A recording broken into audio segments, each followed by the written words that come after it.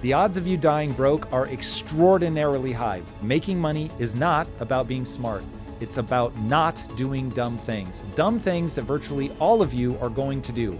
But if you want to beat the odds and all but guarantee you'll die rich, there is a really simple formula to follow. The question is, will you be able to do it? I'm joined today by best-selling author Morgan Housel, and we're going to lay out the formula for wealth creation. The single biggest problem is figuring out what you want, what you're good at, what your risk tolerance is, and that's going to be a very unique answer for you.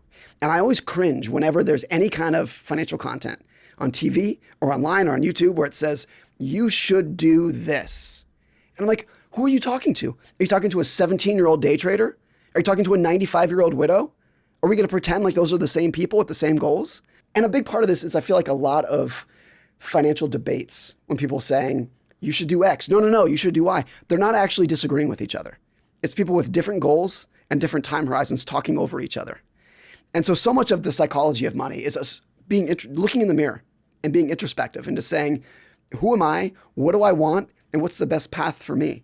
And one of the most dangerous things that you can do is take your cues and get your advice from people who are playing a different game than you are. You have people who are chasing other people's dreams. And when it doesn't work, or if they get there, they realize they're not happy. It's like, yeah, because that wasn't your game. That's not what you actually wanted to begin with. Really what every business is solving somebody's problem, figuring out a problem for someone else. That's a very, very basic way to describe a business. But you would be surprised how many businesses ignore that fundamental concept. And when they're making a product, when they're making a marketing plan, whatever, they're forgetting that part of it. What is a problem that somebody else has? And what can we do to fix that? One that really sticks out to me here that I wrote about a lot in The Psychology of Money is the math behind compounding is not intuitive at all to most people. So all wealth comes from compounding, compound interest. That's very basic. But the math behind it always screws people up. I'd frame it this way. If I asked you, what is 8 plus 8 plus 8 plus 8? You could figure that out in 5 seconds. But if I said, what is 8 times 8 times 8 times 8 times 8? Your head explodes. You can't figure it out. Like, we're just not meant for compounding. Or a simple statistic like this. 99% of Warren Buffett's net worth, he's worth $100 billion. 99% of that came after his 60th birthday. It's bananas. Was accumulated after his 60th birthday. That number doesn't compute, doesn't make sense in people's heads. Because that's how compounding works. If he retired at age 60, when he was worth $1 billion, you would have never heard of him. The only reason he's successful and has gained so much wealth over time is because of how long he's been doing it for. It's because it's not just because he's a good investor. It's because he's been a good investor for 70 years. And that's where all the money comes from. So that too is so easy to overlook. Like, people look at Warren Buffett and they say, how did he do it? How did he pick stocks? What is he looking for? How does he think about valuation and management teams, those kind of things? And that's all important. But the secret is that he's been a good investor for 80 years. That's all of it. And most people don't have that kind of patience, whether they're an entrepreneur or just an individual investor. It's like, how can I make money fast? And if you try something new and it's not working out, you give it a month or maybe 6 months before you're like, this isn't working, I gotta move on to something else. When all of the big fortunes over time, whether it's from an entrepreneur or an investor, have come from people who are doing roughly the same thing for an inordinate amount of time. And for most people in investing, if you're investing in the stock market, it's one way to get wealthy over time. The secret is that average returns sustained for an above average period of time will lead to magic. That's all you need to do. Everyone in the stock market is like, how can I earn the highest returns? What are the stocks I can own this year that are going to double? How can I get money fast? And most of the time, that's not the strategy that you want. That's not what's going to earn you the most money over time. What's going to earn you the most money is how can I earn, what are the best returns that I can sustain for the longest period of time? And if you can just be average for 20 or 30 years, you're going to end up in the top 2% of investors over time. There's a quote that you said. It goes like this. In finance, spending less than you make, saving the difference, and being patient is maybe 90% of what you need to know to do well. So if it really is that basic, and I've had people on the show that say very similar things, and yet I mean it when I say that the vast majority of the people listening to the sound of my voice right now are going to die broke. So what is it in our minds that trip us up? Why can't people do that? I think first, there's a lot of societal pressures pushing you away from that. There's a huge societal pressure that you're not rich enough, and even if you have money, you need to spend more of it. Your house isn't big enough, your car's not nice enough, your clothes aren't flashy enough. So even when you get the money, holding on to it is a completely different thing. And my definition of wealth is the money that you have not spent yet. That's what it is. It's the house you didn't buy, the cars you didn't buy. That's what wealth is. So earning money to begin with is very difficult for some people.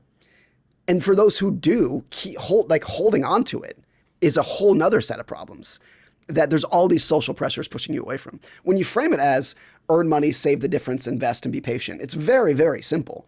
But the social pressures, like the math is not difficult. The social pressures pushing you away from that are enormous. And then I think for even the people who understand that basic equation, it's too simple for them to take seriously. If you look at that and say that's 90% of what you need to know, like, okay, but now let's get into the fun stuff. Let's start trading options. Like that's what's intellectually stimulating for them. And so that's where their mind goes, even if that's how you chop your fingers off in investing. So for some people, it's too simple. Health might be the same of like, eat a balanced diet, get some exercise, and sleep 8 hours. Okay, that might be 90% of what you need to know for it, but it's not exciting. It's not exciting for people, so they're not going to pay attention to it. A lot of what I write about in Same as Ever is that the best story wins. Not the best idea, not the right idea, not the accurate idea, not the best answer. The best story that gets people to nod their heads is what's going to win in every endeavor in life. Business, politics, money, investing. When you tell a story and people sit up in their seats and they're like, oh, I like that. That sounds good. That's the person who wins. That's who gets people's attention. And so in investing, even if what you need to know is very basic, the people who are telling a better story and a more exciting story, those are who are going to get the followers. And that's where all the attention is going to go to. Okay, so how do we combat that? If you've seen or read, I guess, not seen, I think it was in the Odyssey, where the guy wants to hear the sounds of the sirens. So he says, strap me to the mast so that I can't go anywhere. And all of you put wax in your ears so you can't hear anything. And then I'll be able to hear, the song that calls men to crash upon the shore. What is the thing that we can do that has that kind of effect so that we can know what to do and actually do it? This is a little bit fatalistic, but I think there's a lot of people who won't be able to. And we're never going to live in a world in which everyone in society perfectly understands how to make money and keep money and invest money. The reason that there is opportunity in investment markets is because most people are doing it wrong. That's who you're getting the opportunity from. If everyone did it right, there'd be no opportunity. So we're never going to live in a world in which we're like, we've solved the investing problem. Everybody gets it. In a way that we've eradicated malaria from the United States. Like we're never going to get to a point where like we've eradicated bad financial behavior. It's never going to happen. So the truth is, it's just gonna be very difficult. A lot of it is just the social pressures. I mean, think of a world where everyone tomorrow is twice as rich. Everyone just magically, there's no inflation, but everyone's net worth doubles tomorrow. In that world, your expectations would double overnight too. Because you don't just want to be rich, you want to be richer than your neighbors. So as everyone else gets richer, their expectations inflate as well. And so even if everyone's making great decisions and saving money, and getting wealthier, what you actually want is to be richer than other people. And so no matter, even if we're all making great decisions and becoming richer, we're still going to have that little bit of insecurity that's pushing us towards bad decisions. So that part I think is never going to change. I do think at the individual level, for some people who can take this to heart and put it in their own life, I think it's trying to figure out what your goals are. And that can be very different from the goals that society tells you that you want. And I think for most people, not everybody, but most people at their core, what they actually want from money is independence and autonomy. It's not that they want a big house and a flashy car and a private jet. They want to wake up every morning and say, I can do whatever the hell I want today. Even if what they want to do is go to work. They don't want to be told by somebody else what to do. They don't want to have a boss or a banker telling them what to do and when to do it. They want to be independent and autonomous. And so if that's your goal, a lot of doors open up in finance of like, that's my goal for money. I just want to be independent.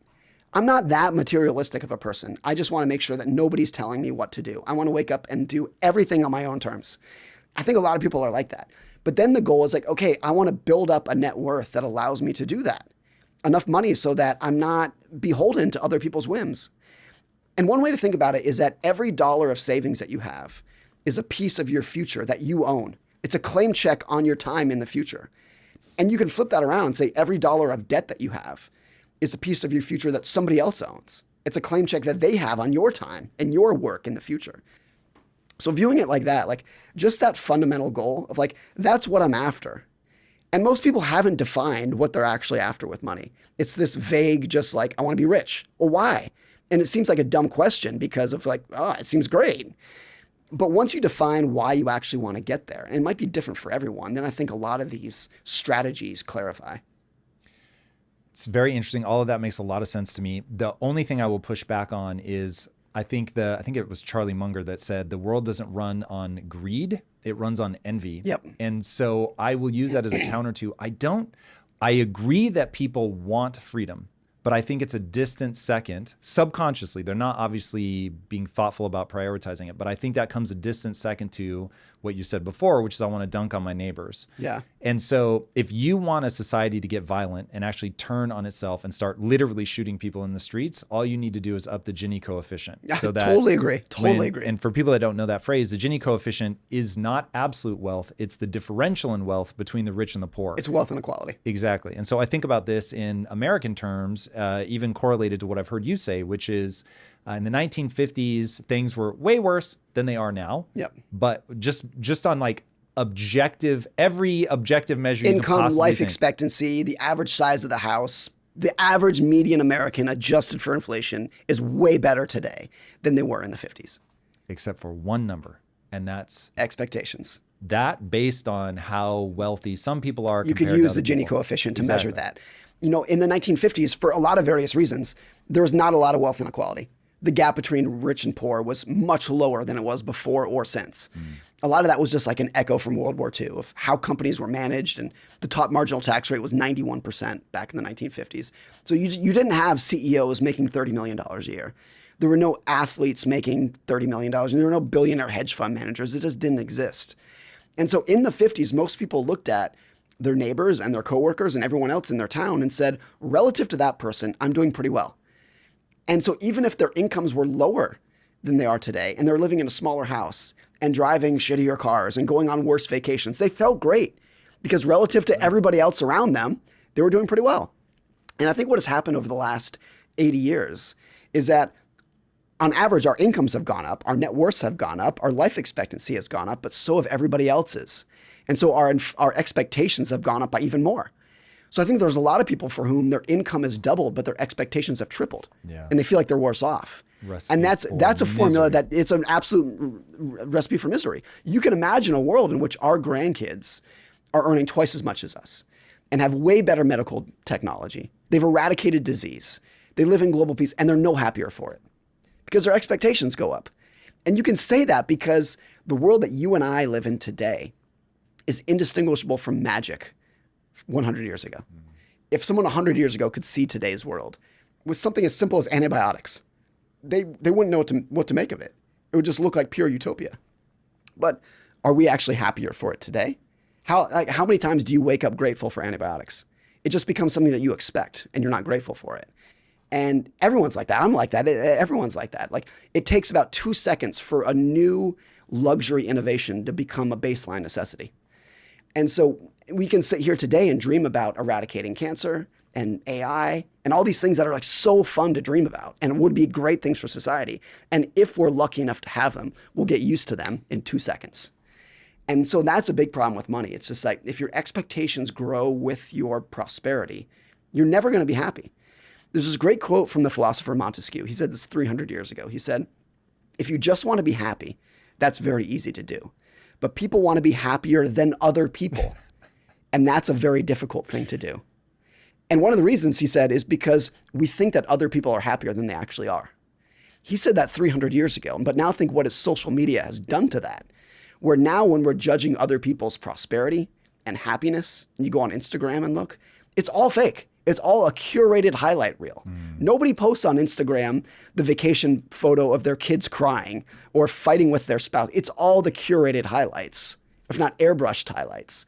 And that inflates everybody else's expectations when they go on and they say, how come I'm not as beautiful, rich, and happy as they are? Yeah.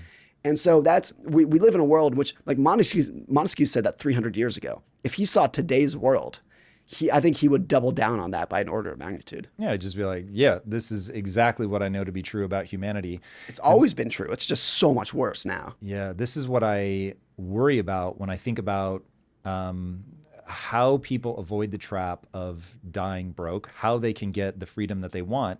It, to your point, isn't so much about money. Money is going to be a huge part of the equation. I don't want to lie. And as I always tell people, money's more powerful than they think. It's just different than they think. Yeah. But the thing I want people to understand is what is going to stop you from generating wealth is your own mind.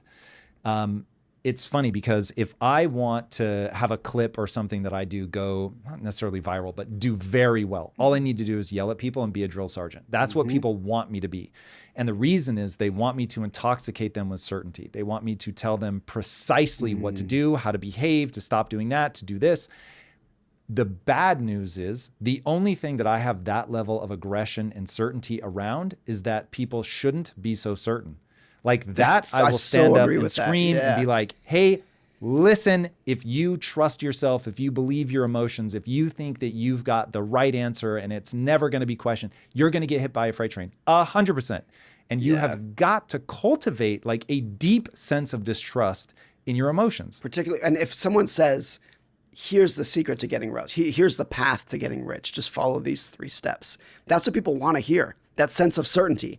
Just tell me how to do it. Tell me the formula. The truth is there's no formula. There are mindset ideas or psychological ideas, but everyone wants the drill sergeant that's just going to tell them exactly what to do and how to do it, because that seems like the easier path. When a lot of, like, one of the best-selling books of all time in finance is Napoleon Hill's Think and Grow Rich. Oh my God, that book changed my life. It's a great book, and one of the keys of it is like you have to envision and imagine the success that you're going to have in order to get there. It's a very vague and nebulous point, but I think that's the point. Is like, if the secret to wealth is like this very vague and nebulous thing. It's not do this, do that, and step 3 you're rich. It just doesn't exist. It doesn't exist. Here's what I took away from Think and Grow Rich, and that book, I remember where I was. It was written in like the 1920s. Yeah, it's a very old book. Yeah. He was, I assume, he was interviewing effectively the robber barons of the day, like going around, like who are the people that have just amassed all this wealth. And I was on a plane. I was broke at the time, and flying to see my wife, who is now my wife, then my girlfriend, to England, and all the stops you can imagine to get the cheapest ticket possible.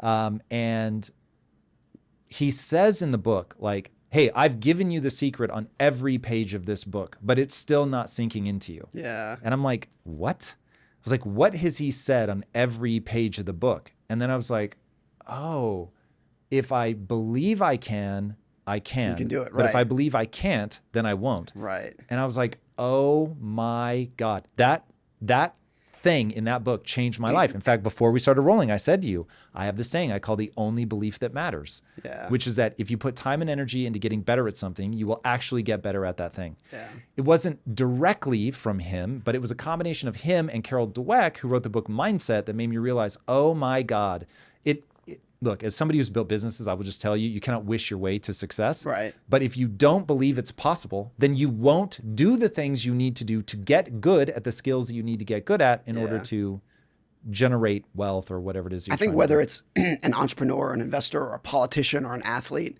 a common denominator that they have is just like this incredible belief in their own skills, that they can do it no matter how hard it's going to get, that they can do it themselves, that they can eventually get there.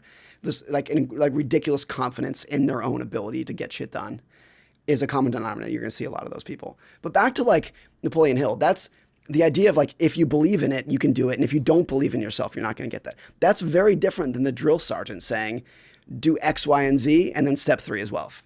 Because I think what Napoleon Hill told you was the truth. Of like let's leave aside the actual like technical idea of like believe in yourself and you can get it done. There is no formula for getting it done. Believe in yourself is a vague, nebulous concept, but everyone out there wants the hack. Everyone else wants the shortcut of follow these 3 steps, follow this simple trading algorithm, and you'll get rich tomorrow. But we can give them that. This is what drives me crazy. You've already given it to them. Spend less than you make, invest what you save, and give it a long time. So it becomes what you said earlier about, but your mind is going to fuck with you. Yes. You won't like that it's not complex. You're going to be drawn to these very like difficult things. And there's Do you have anything to say to that? Because I'm going to move us on to like this other thing that you said in your book that I was like, I totally disagree with this. Oh, good. This is what I like talking about the most. The one thing I'd say is the idea of spend less than you make and save the difference is much easier said than done. So as a formula that you can put into practice, is it not going to work 100% of the time over the last 100 years anyway? No one can predict the future, but over the last 120 years, that would work every time. Yeah. It's just that most people won't do it. Because it's harder than it is to say. Okay, so then before we move to the next thing, which I will take a note to make sure I don't forget, but why? Why is it harder? I think it's cultural. You're going to be, Instagram's going to push you to spend more money.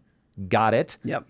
Envy is going to push you to spend more money and to pursue more money and to constantly move the goalposts. Okay. Yeah. Is there anything else, or is it literally master those two things and you're golden? The last point I'd bring up, and I don't know if I agree with this 100%, but I thought it was profound when he said it. There's a Charlie Munger quote where he says, when teaching financial skills to young people, they either get it instantly or never at all. And I think what he's saying is like on the nature nurture spectrum, some people are just not wired to get it. And some people are very naturally wired to get it instantly. I've often thought, before I heard Munger say that, I've often thought 10% of people don't need any help with their money. They naturally understand it. It just makes sense to them. Compound interest makes sense. It's intuition. Another 10% cannot be helped. They're compulsive gamblers. No matter what you tell them, they're always just going to be making terrible financial decisions. I think that's roughly right. So there's always going to be a subset of the population for whom no matter what you tell them or what information you give them, it's never going to click. Okay, so the gambling thing, that wipes out 10%, but that would mean 80% you have a shot, and I don't buy it. I think that there is given that the answer is so simple. In fact, let me make this about the body for a second. I can tell you exactly how to get six-pack abs. It won't work some of the time. It will work all of the time to a person. I don't care what disease you have, literally nothing. It will work every time. If you let me control what that person eats, I will get them to, now they might have weak ass six-pack abs because they're not doing sit-ups, but you're going to get them. This is a question of how much body fat are you storing? And if I remove enough calories from your diet, people are going to hate this, but this is fucking true. If I remove enough calories from your diet, you are going to lose fat. That is just a fact of nature. There is no way around it. There's nothing you can do to stall it out. If you let me completely control your calories, I will control your body fat. It will be different for different people, but it will work 100% of the time. And so the question becomes then, why is everybody fat? And they are fat because they don't care enough. They have not built the discipline. And I hate that this one is true. They may not meet minimum requirements intellectually. There is a sad reality to be faced, that there is a point at which you drop below the requisite IQ and you're never going to make it. They are awash in bad ideas, which is where I focus. I am entirely obsessed with, I think the vast majority of people can make the change, but they're going to have to get rid of their bad ideas and supplant them with effective ideas. I'm not even going to pass moral judgment on. I'm not even going to call them good ideas. I'm just going to say there are ideas that work and there are ideas that don't work. And how do you know whether you're pursuing an idea that works or not? You're getting the result that you want, or you're not getting the result that you want. Now, we can go into a whole thing about if you don't know what your goal is, of course you're going to fail, which you mentioned earlier. And a huge swath of humanity has no idea what their goal is. And so they are not going to be able to get to it just because they've never taken the time to articulate it. But okay, all of this was a response to you saying that there's this huge percentage in the middle, 80%, that doesn't fall into either of those two categories. Wants and needs good advice. So I will say, I still think the vast majority of them are going to fail. And I think the vast majority of them that want and need good advice are probably not getting good advice. You can reboot your life, your health, even your career, anything you want. All you need is discipline. I can teach you the tactics that I learned while growing a billion-dollar business that will allow you to see your goals through. Whether you want better health, stronger relationships, a more successful career, any of that is possible with the mindset and business programs in Impact Theory University. Join the thousands of students who have already accomplished amazing things. Tap now for a free trial and get started today. The huge majority of the financial services industry, by the way, are by and large good, honest, well-meaning people. The incentives of the system are to push people away from the best financial behavior. Because if you are a stockbroker, if you are a fund manager, you're not going to make a career, you're not going to make your money telling people to buy index funds and go to the beach. You want them trading. You want them churning in and out. That's how you, as a broker, as a fund manager, are going to make your money. Okay. And then so much of the industry is pushing people towards the worst thing that they need to do because the incentives to do it are huge. And in finance, if you have a business model where you're taking 1% as your fee, 1% on trillions of dollars across the industry is a shitload of money. So the incentive to push people towards doing things that they shouldn't be doing is off the charts. And that's a huge part of this too. I mean, it might be similar in health where it's like the incentive of the food companies is to make food that is good, tastes good, and is addictive. It's not to give you healthy food. They couldn't care less. And I think by and large, they're good, honest, well-meaning people. But the incentives are to push you away from what you should be doing. I'm in a weird mood today. So I'm going to say, okay, look, as somebody who made my wealth in food, trust me, there are amazing people out there. And I have a lot of respect for myself because I cost myself hundreds of millions of dollars doing the right thing that I knew was like, oh, this isn't going to be as popular, but it's going to have the right metabolic effect. But I will say there are a lot of people that are probably dirtbags. I'm not saying I met them. I'm just saying when you look at, oh God, in fact, this is from your book. A dirtbag. No. You're going to remember this in a second. I think this is really smart. I summarized it as, oh God, circumstances make the monster. Yeah. But it's actually from the Russian poet. The Russian poet. That you quoted. God, I'm forgetting his name. He has a crazy name. Yes. But basically what he says is you can turn anyone into a monster in 2 weeks. Correct. And he was talking about it in terms of people who went to the gulag and people who are good, honest, noble, smart, wise, caring, calm, peaceful people. 2 weeks in the gulag and they're monsters. 2 weeks of starvation, isolation, torture, whatever it would be, and you're a monster. That'll do it. And you and I would do that too. Oh, yeah. Everybody would. I imagine the most myself well-meaning as the person who person becomes bad. There's no question. But and 2 weeks of starvation or torture or whatever it might be, isolation, at what point are you willing to, start attacking people for your basic needs kind of thing? That was his point. And because of that, we underestimate what society is capable of doing in a bad way because everyone is calm and peaceful and by and large well-meaning right now. It takes 2 weeks to turn that around. Yep. Yeah, that is scary and I think very true. So going back to the food industry, so given the perverted incentives, I have a feeling, even though they may be like minus the bad incentives, amazing people, the incentives get hard to overcome. Yeah. And this is why I think so many people succumb. So, dear viewers, thank you for showing up because I care obsessively about one thing. Because I acknowledge the role of luck in my life, I am obsessed with trying to give people the ideas that I feel separate me from people that have not had my kind of success. I got the ideas at the right time. I had the right constitution to get very frustrated with the way that normal business was being done. And all of my success was sort of a accidentally timed rebellion against that ended up being just absolutely the right time for pure luck. Oh. So I am hell-bent to give people the ideas that are going to help them. So you are your own worst enemy. You are going to create all the problems in your life. The reason that you know the right thing to do in both your body and in money, because we've told you them in this episode. So if you were hearing my voice now, unless you're skipping around randomly, you know what to do. Now, maybe you don't believe me. I guess we'll set that aside for a second. But assuming that people do embrace those ideas, I still think they're going to fail. And so I want to dismantle what happens psychologically that leaves them to fail. Now, to do that, though, I need to ask you first, do you think they can be changed? Or do you simply speak to the 10% that fall into they'll get it and do something? I think I'm speaking to the 50 to 80% who want and need good advice. Do I think everyone can change? No. Because I feel like like my saying of spend less than you make, invest, be patient, I almost, to rag on my own idea, I almost view that as saying, if you get people to stop fighting, there'll be no more wars. You're like, yeah, no kidding, but it's not going to happen. And it's like, when you make it that simple, it highlights all that you need to do, but let's not pretend that that's going to be easy. And let's not pretend that everybody can do it. I think that's where I fall down. And to the point of same as ever, it's always been like that. Bad financial behavior has always existed. And I think it will always exist because of the natural human emotions of envy and wanting to one up your neighbor and rising expectations. I think those there's such an innate part of human behavior.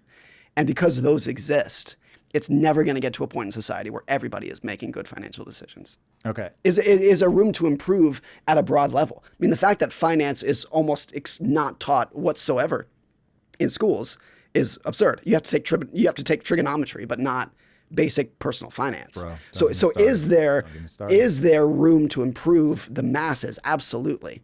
And even at that level, when the masses start getting a lot of financial education, what has been most young people's introduction to finance in the last couple of years? It's Robinhood, which I'm sure that company too is run by good and honest people. But it's an app that's designed to get you to start gambling, not to invest for the long term, not to learn about businesses, to buy the stock that's going up between now and lunchtime is what they want you to do, which every financial study, every academic study would show that's the single worst way that you can invest. So even when you have a new product that's getting people into the game, by and large, because of the incentives of the game, it's not pushing you to do the right thing. Yeah, agreed. Here's something that I say frequently that really drives people crazy, but I'm going to say it anyway because I speak to the 2% of people that I know can and will change. Yeah. Just to throw another number out that I have completely made up, it is, while I think the vast majority of people that listen to the show are in the 2%, I think that the world at large breaks into roughly 98% if you're an adult. I've got a whole thesis on kids. But if you're an adult, 90% of people are so stuck in the frame of reference they're never going to make a change. 2% will. They're hyper malleable and they're going to figure this out. Okay. The thing that I say that people hate is that I like my house to be chock full of terrible food. Oreos, ice cream, cakes, all of that, whatever. Because I don't eat based on what's tasty and delicious. I don't eat based on what the industry is telling me I should want. I eat based on my goals. So I don't spend money based on what I'm excited about or this, that, and the other. I base what I spend my money on my goals. Now, I am a drunken sailor when it comes to investing in my business. So I want to be very clear. I recognize I'm playing a very dangerous game in business. Fair enough. All the critiques in the world, I will take them on. But in terms of I advise people to have bright lines in their life. So the reason that I don't eat bad food when I shouldn't is because I have bright lines that I'll eat anything I want on a Saturday. Yeah. But if today's a Tuesday, and it is, then I know that I can't have Oreos and cupcakes and cookie and whatever. But do you think you have an abnormal amount of willpower that 99% of people don't in that situation? Can I tell you a story? Yeah, please. Okay. When I leave for college, my mother basically pushes me out the door. And I am weak and fragile. And I'm like, I don't think I want to leave. I want to stay here, go to the same school my friends are going to, play it safe.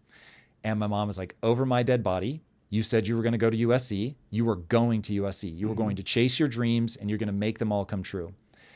Then I actually go to USC and my mom spends every day after that trying to get me to move back home.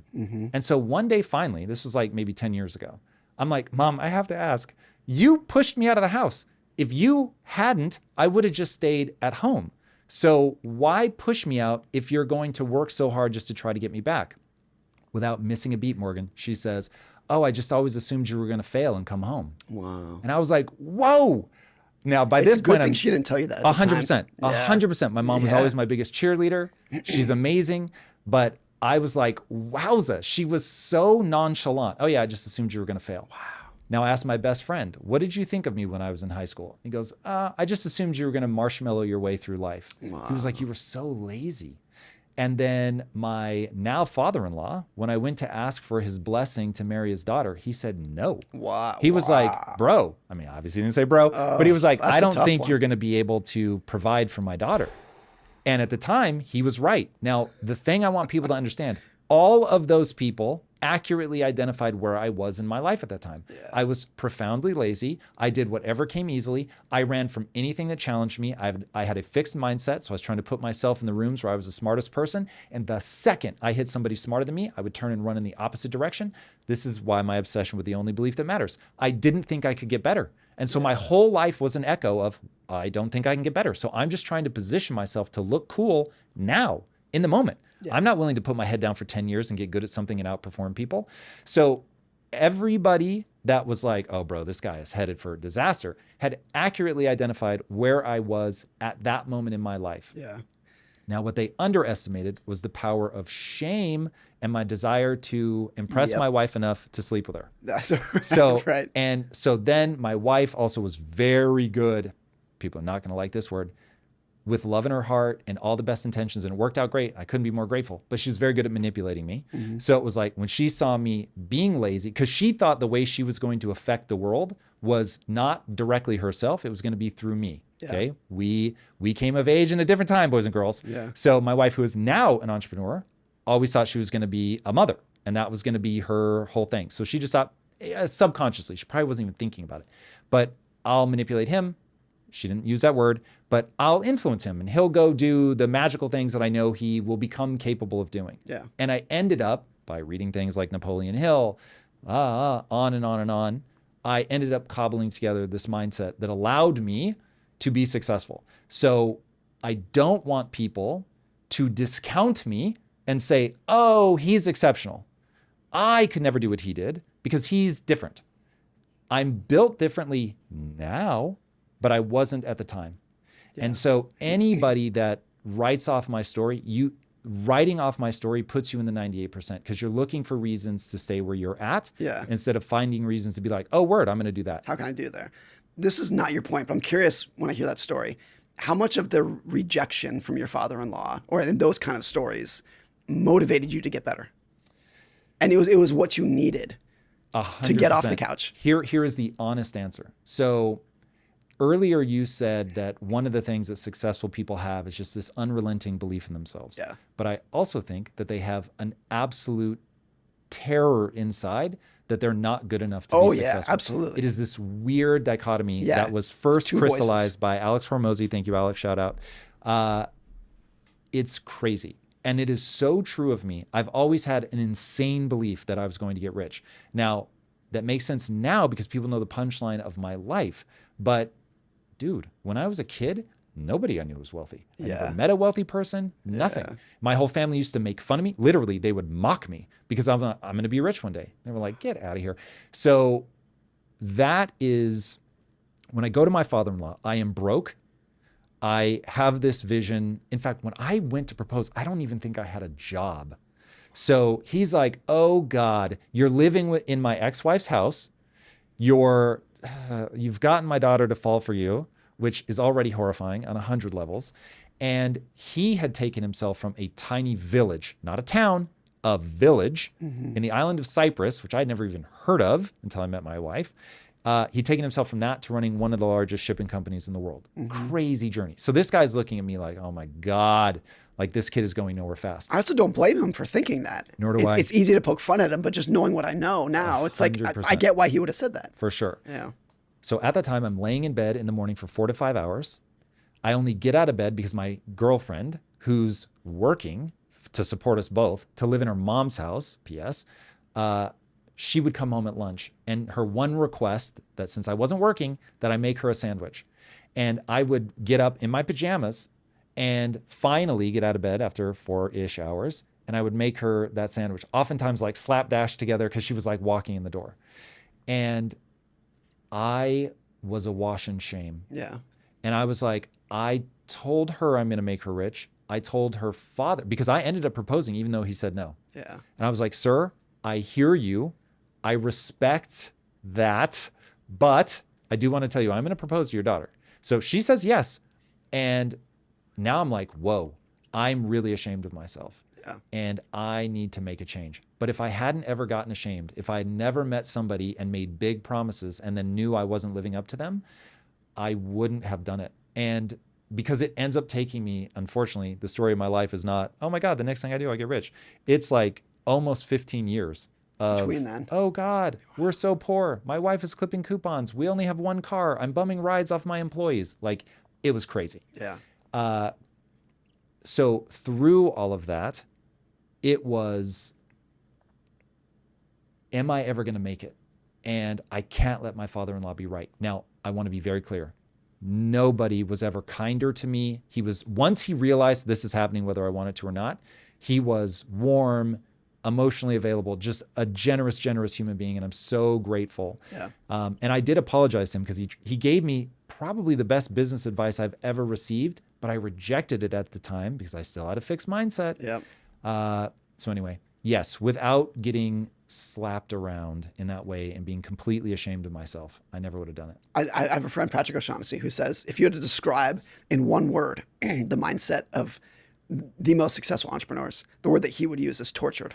Is then they wake up every morning and they're terrified. They have this big goal that they need to meet. They have this audacious thing they're trying to accomplish and they're not there yet. So you would think it's not driven, it's not passionate, it's tortured. Every day they wake up tortured. And I think a lot of people in their life will get to that rock bottom moment, and that's what they need. The opposite of this, the polar opposite of that, are the spoiled kids who grew up with everything, and they can wake up comfortable and under a warm blanket every single day.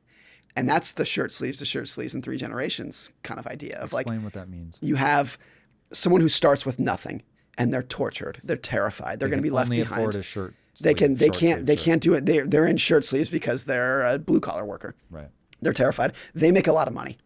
And then they have one generation who maybe kind of can follow it up a little bit, kind of keep the family together a little bit. The grandchildren, who are just the grandchildren of very rich people, are the ones who develop a coke habit at 17 and never accomplish anything and blow all the money. And so there's a lot of families like this. You and I were talking earlier about the Vanderbilts, which to me is one of the most interesting examples of the mega rich families, because they had more money adjusted for inflation. They had almost $500 billion back in the 1800s. And in 3 or 4 generations, it was all gone. And the 3 or 4 generations that inherited all the money, and they were all getting hundreds of billions of dollars during this period. And even if you were a cousin, you were getting the equivalent of $5 or $10 billion during this period. They were all miserable. They were all miserable. And I think a lot of the reason was none of them accomplished anything other than being born in the right name. They were not entrepreneurs themselves. They didn't build anything themselves. They didn't accomplish anything themselves other than spending their ancestors' money. And they were all miserable for it. And you need someone who can wake up terrified of their position in the world. And that's going to give them the drive to actually go out and build something themselves. And you and I were talking earlier, the first Vanderbilt heir who did not get any money is Anderson Cooper from CNN. And his mother was Gloria Vanderbilt. She's the last one who got a trust fund. Anderson got nothing. And he talks about that's probably why he's so successful. And he's probably the happiest Vanderbilt heir in 200 years, because he was the first person who had to do it himself, who he knew when he woke up when he was 18 or 20 years old. He said, I have to make a name for myself. The fact that his last name is Cooper and it's not Vanderbilt means that he had nothing going for him. No trust fund, no name. I'm sure he had connections and doors are open to him. But I think that's a telling thing too, of that's what drives people. It's not having endless resources. It's the opposite. It's waking up terrified. And a lot of entrepreneurs who keep it going are like this too. There's this great interview with Mike Moritz, who is the founder of Sequoia, which is the most successful venture capital firm that's ever existed. And not only are they successful, but they've been successful for 40 years, which is a very long time in VC. So he's doing this interview with Charlie Rose. And Charlie Rose says, what's your secret to being this good for 40 years? And Mike Moritz says, we've always been scared of going out of business. And this is a guy who is like an order of magnitude more successful than anybody else. If there's anyone who has the right to brag and say the reason I'm successful is because I'm so smart, it's Mike Moritz. But he doesn't. He says, I'm terrified of going out of business. And he said, we never assume that what we've accomplished in the past is going to transfer to tomorrow. So he's still waking up scared, terrified, tortured maybe. And that's why he can keep his success going for such a long period of time. And there's such a long history of people using their paranoia and insecurity to become successful. And then as soon as they become successful, they allow themselves to take a break because they're like, I made it. I met the goal. I'm at the mountaintop. I don't need to be scared anymore. I was scared. Like the reason I was working so hard is so I didn't have to be scared anymore. So then as soon as that fear goes away and they become comfortable with their success, it's all over. And what made them successful is gone. And then it starts to unwind. So many companies are like this. Sears, GM, JCPenney. The reason that they failed is because they got so successful. They just got fat, happy, and lazy.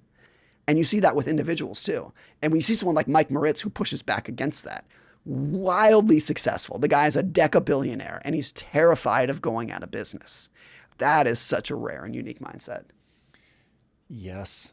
It goes back to, you need emotions to make a decision, but you really have to distrust your emotions. Yeah. And I find that people, it's ironic because most people are just absolutely devoid of self-esteem and all that, but somehow still manage to, once they get an idea in their head, they trust that emotion, not an idea. In fact, as I was saying those words, I was like, something doesn't feel right. They trust their emotions and they don't have a clear idea.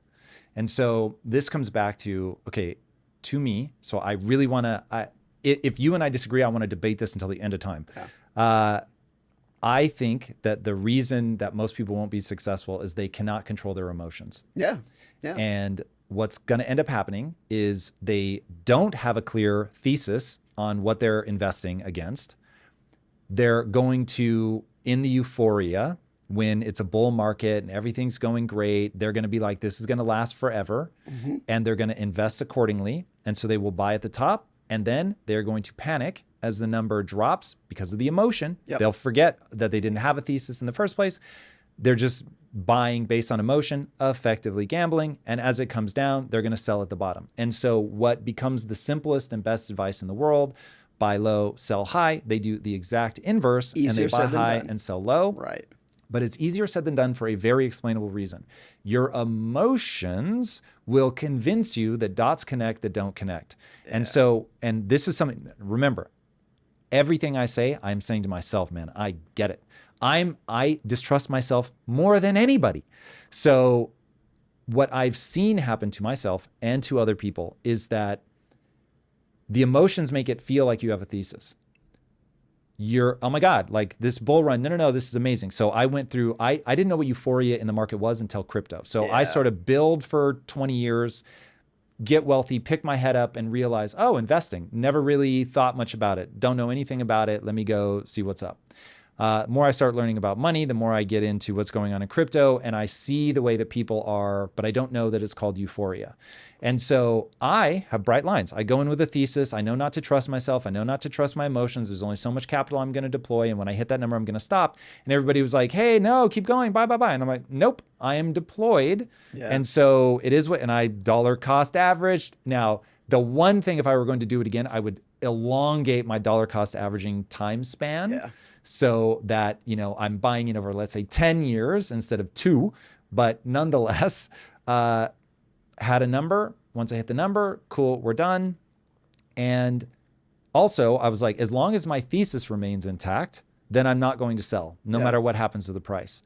And because I only invested what I could afford to lose, which would be my layman's tip number 1, I drive by what's going to let me sleep through the night. That would be my layman's advice number 2. Yep. And then I just keep going with my bright lines. This is how much I was willing to put in. If I hit that number, yes, leave. Okay.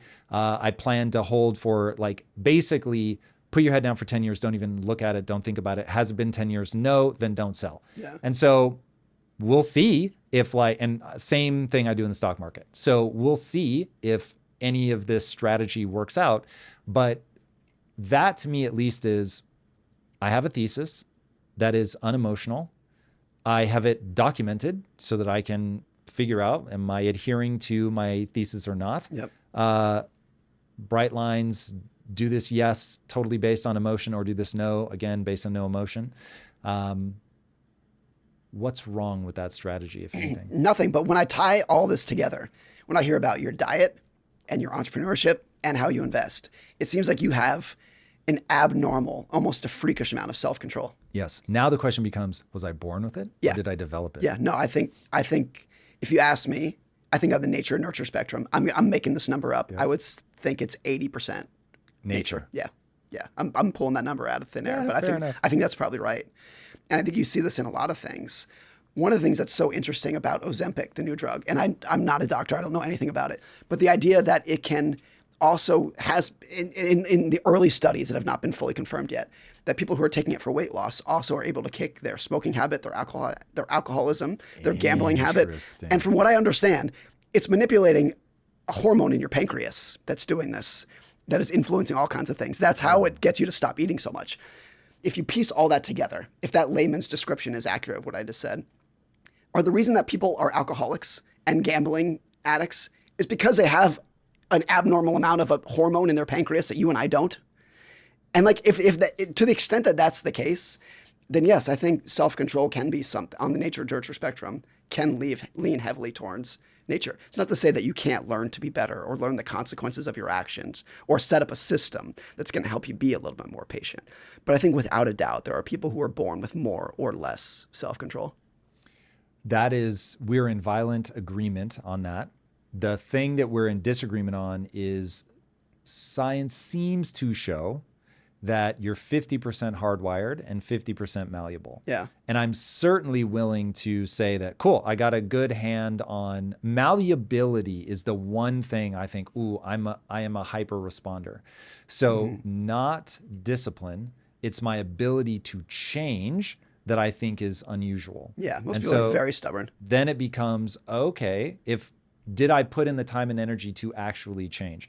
So my thing though is if all of us are 50-50, then I would encourage people, because I'm going to guess that everybody listening to this they have not reached the max of their 50% malleability yet. Yep. Almost certainly none of us ever will, unless you're doing something like a sport, which requires physical exertion. Your body will break down over time. There's no 80-year-old in the NBA for a reason. Right. So I do fully acknowledge that there are limitations, but I don't think most people get to them. Certainly not with an intellectual game. I think most people lose. There's two things that I think kill success: boredom and emotional weakness. Like you feel badly about yourself, and so you want to stop playing the game. Those are the two things that I think end up ruining most people. So since I don't think most people have hit their cap, I will just say, okay, cool. Let's assume that Tom's 50% that's hardwired is better than your 50%. Fair enough. But when I look at Elon Musk, I think it's pretty clear that his 50% of being able to solve problems or whatever, his engineering mind, I don't know, whatever it is. Yeah. The idea of trying to run 7 companies, I couldn't do it. So it's bonkers. Now I can whine about that, or I can do the best with my limitations that I possibly can do. Do you think there are areas in your life where you have very little self-control? We've talked about the ones where you do. Is there anything where it's like you can't control that? I don't know this is what you mean, but this is the one thing that has really resisted my strongest efforts, and that is anxiety. Now, the biggest influence on my anxiety was diet. So I was able to go from generalized anxiety, I have a constant sense of impending doom, to, okay, now if I'm doing something high stakes, then I'll still get anxious and I have to go way out of my way to manage my psychology. Yeah. And that does feel like sometimes I want to crawl inside my brain and find, is it my amygdala? What the fuck is it? Yeah. But something is really pissing me off, because I don't feel like I should have to work this hard to maintain that sense of strength and confidence. And I think people look at me and think, oh, well, it's easy for him. And I'm like, Jesus, man, like from my perspective, other than verbal ability, which that I will say, I've always, any energy I put into that, I get a disproportionate return. Other than that, like with the possible exception of malleability, I feel like I'm what they in bodybuilding call a hard gainer. Yeah. Everything I do takes an inordinate amount of time and energy. Discipline. And I just outwork people. There's a new book by Robert Sapolsky, who's a very famous psychologist. Trying to get him on the show. And this, I think the thesis of his book is very controversial. So I'm not saying that this is the truth. His new book is that people don't have free will. Yeah, we don't. After studying people for 40 or 50 years, he's just saying the things that you do, the things that you believe, you don't have any control of. They've been a consequence of what you've experienced in life and the DNA in which you were born with that makes you believe you do. And I have not read the book, so I don't want to cast too much judgment on it. But there's part of me that wants to think like that's got to be, it has to be 50% true. I would say it's probably 80% true, something like that. Don't we both agree it's 100% true? I don't know without reading the book. But the idea, do you think we have free will? It depends how we're defining it. Like the ability to respond in any direction you want with total disregard for your biology and history. I mean, I guess if we're framing it like that, probably not. I mean, I would frame it as there's probably things that I would want to do tonight that I know I should not do, and therefore I'm not going to do. I'm sure doing heroin is a lot of fun. I'm not going to do it tonight because I know it's the wrong thing to do. So is that free will? No, that would be free won't. Okay. which is actually a thing. No, yeah, that makes sense. So maybe we can get behind free won't.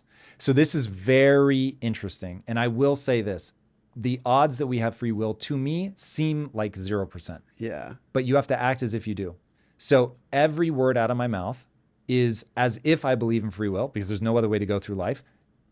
You have to act like that. Yeah. Otherwise, what are you doing?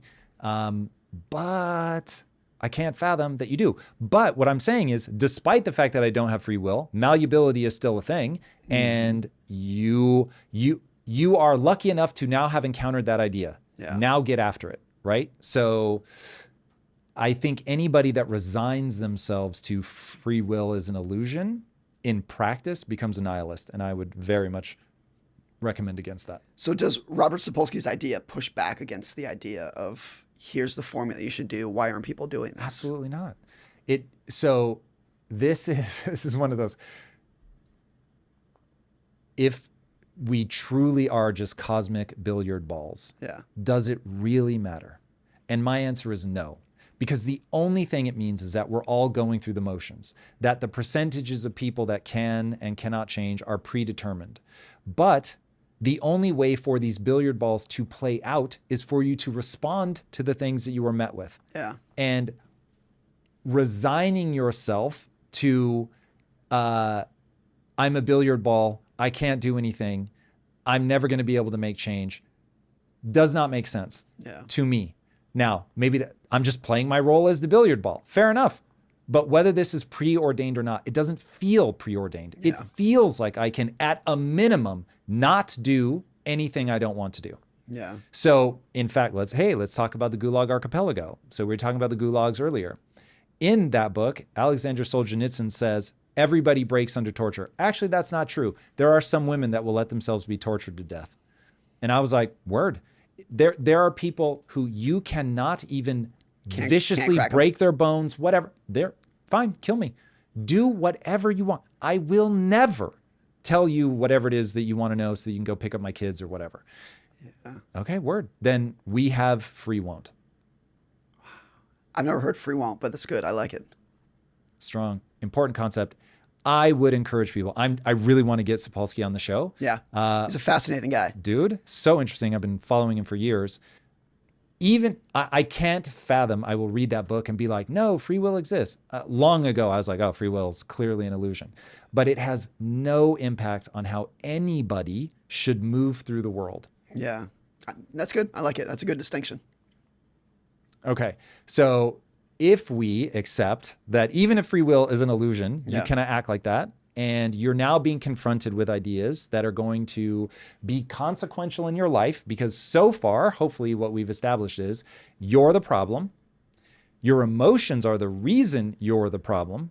And the way around this is to have a set of ideas that you turn into bright lines, and you adhere to those bright lines because you can't trust your emotions. The only way to adhere to these bright lines is to not have your entire ability to live financially tied up in any investment. You're going to need to have enough cash that you can. I would encourage people to have a year. 6 months to me is the absolute minimum. I agree. Yeah.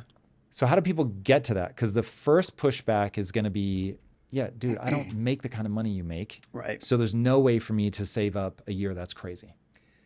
When was the first time that you started making a little bit of money? I can tell my story about how I did it, and there's a lot of luck that's involved in it. Yeah.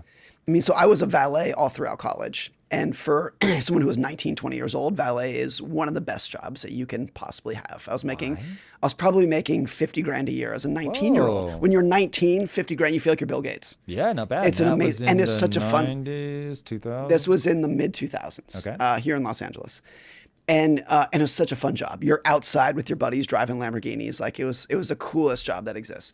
So that was some degree. I stumbled haphazardly into that. All my other friends were like servers at Denny's kind of thing, or like working at the grocery store or something like that. It was serendipity that I fell into that. My parents, were paying for the majority of my education, bought me my first car, were paying my health insurance, were paying my auto insurance. That allowed me to save a ton of money just from that alone. And so there's things that were outside of my control. or things that were at least haphazard that I did not strategically plan. Just kind of a door that I just accidentally opened. Like, oh, valet's a cool job and I can make 4 times as much money as I do all my other peers. That I didn't really do, if I'm honest about it. It was not a strategy. It was just a dumb luck kind of thing that I fell into. And then I mixed that with, I think I always had the money mind. It didn't need to be explained to me. I understood that I should save half my money and invest it, and it was going to compound. No one, I was interested in it. I used to go to the bookstore and read books about investing all the time because I thought it was fascinating. It was never pushed on me, but it also just like instantly made sense. And so by the time I was in my early 20s, I'd saved up a good chunk of money. That was pretty abnormal for someone of that age. But if I look back at it, it was a combination of things outside of my control and I think a natural passion that was on the nature side of the spectrum of how I stumbled into it. So like when I look at it, like what is the advice that I can give to other people from my experience early on? And sometimes I struggle. Like what's the specific thing of like, I did X, Y, and Z, and if you do that, you can have the same result. I just don't know if that's really the case. Even something so simple as I was a valet in Los Angeles in the mid 2000s when money was just overflowing through the canyons in here. It was the peak subprime bubble. Everyone was a gazillionaire. It was a very materialistic time in a very materialistic city.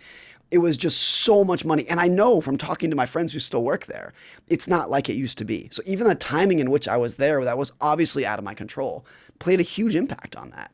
So that's what, if I'm honest with myself and I try to be humble about it looking back, it's like, look, I made some good decisions, but I don't know if it's fully replicable for other people or even for myself. I don't even know if I could replicate it.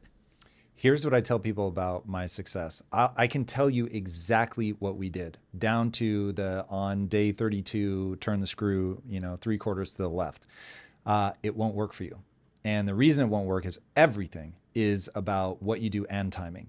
And if you miss the timing, you've got a problem. So all the things that we did at Quest to really blow that up, they won't replicate. It was about recognizing social media before anybody else. It was about building a product that didn't have sugar right at the moment where social media allowed people to share the message that sugar was the problem. I didn't know that was going to happen. I didn't even do social media because I thought that I was a genius. I did social media because I thought it was a way to build an audience of people that I could connect with emotionally, because I was tired of being what I called a slick marketer. It's like, I don't want to be a slick marketer. I want to build, I didn't say community, but that's the word we'd use now. I didn't say authentic, but that's the word we would use now. But those were all the ideas. Like, I want to go be who I really am. That's what I used to say. I want to be who I really am. And I want to build an audience of people that like feel the same as I do. I have a deep passion for storytelling. And there's this new thing. It wasn't called social media, but there's this new thing. We can create our own content. It wasn't called content. You get the idea. And so like now it's like, dude, those are table stakes to build like a terrible failing business. What are you talking about? Yeah, exactly. But we did it all 2 years before anybody else. And so we were a rocket ship to the moon. So you're not going to get the timing right, but there really are principles. And let me see, if you hate what I'm about to say, beat me to death with a verbal club. Okay, let's do it. So I had 3,000 employees at the height. 1,000 of them grew up hard in the inner cities. Okay, I saw that shit up close. And I cannot tell you that for the people, and this is where I got the 2%, for the 2% that did something with the ideas, because I created what I called Quest University. So I would come in early, I would stay late, I would teach you anything you wanted to know about entrepreneurship, which is really just the ability to think through problems, to improve, et cetera. And a bunch of people came, 2% did something with the idea, but the 2% that did something with the ideas, they continue to text me, call me and say, oh my God, you turned my life around. You have no idea. Some of them started their own businesses. Some of them just became like plant managers and worked their way up a very traditional way. All of them following effectively the Flaming Hot Cheetos model, which I did not know at the time, but that guy started as a janitor and people used to clown on him because it was like, dude, why do you like do your job to that degree? Like, you don't need to polish things that well. It's stupid. And he was like, no, this has my name on it. I'm going to do this extraordinarily well. Now, if you do that, if everything you touch, you make better, you're going to move up in the world. It will be the rare person that says, no matter what job you give me, I'm going to excel. I'm going to be the greatest janitor, whatever, valet of all time. Unless you're working for a sociopath, in which case leave and go do that thing for somebody that will at least recognize selfishly the people they want to promote. Yeah. Dude, it's the 80-20 principle here at Impact Theory. I love each and every one of them, but 20% of them are the hardest core motherfuckers I've ever met. Yep. And these guys will kill themselves. They are smart. They are hardworking. They work long hours. Rad. They're going to get promoted, obviously, because they have such a material impact on my business. If you can make somebody else more money, you are always going to be able to move, for sure. So get good at something. This is where I get crazy with people who are like, I was born at the wrong time, born in the wrong family. Dude, I'm poor. This is never going to work for me. Not with that attitude. And look, I get it. I grew up in a lower middle class income, which I used to think I grew up poor. And then I saw poverty and I had a huge leg up. Got it. Understood. My father-in-law grew up in a village. People wouldn't believe me if I described what his youth was like. He ate meat once a year, not because they were vegetarian, because you had one animal you could fucking kill. And that was it. And I was like, did I hear that right? Anyway, I've seen poverty up close. Yeah. People can't escape it. It's hard as hell. Yeah. You have to meet minimum requirements. I am very sad that anybody starts that far from the finish line, because just to get to, the starting line, just to get to the starting line, they have to work 10 times harder. But please, Jesus, because I love and care about you, anybody listening to this that is in that situation, you really can do it. It's going to be hard. Again, I don't wish it on anybody, but goddamn, if people resign themselves to saying, I can't do anything, then the only belief that matters, they won't do it. They won't take the first steps. Is it, thank you for sharing that story. Is it mutually exclusive to say that 100%, if they don't have the mindset, they're not going to have a chance? But statistically, if you're born into certain socioeconomic groups, the odds of you getting out are less than 10%. So statistically, more than 90% will not be able to do it. Is it really close to 10%? If you're born, it's probably less. I was making that number up, but it's less than 10%. The inner cities destroy virtually everyone that they touch. Yes. Now the question is so this why? is when, and I think this might be a little bit of semantics. I think we 90% agree here, but it's hard for me to think of a formula you can give to somebody in which 90% of 99% of them are still not going to get out. Like then at that point, do you question whether the formula works?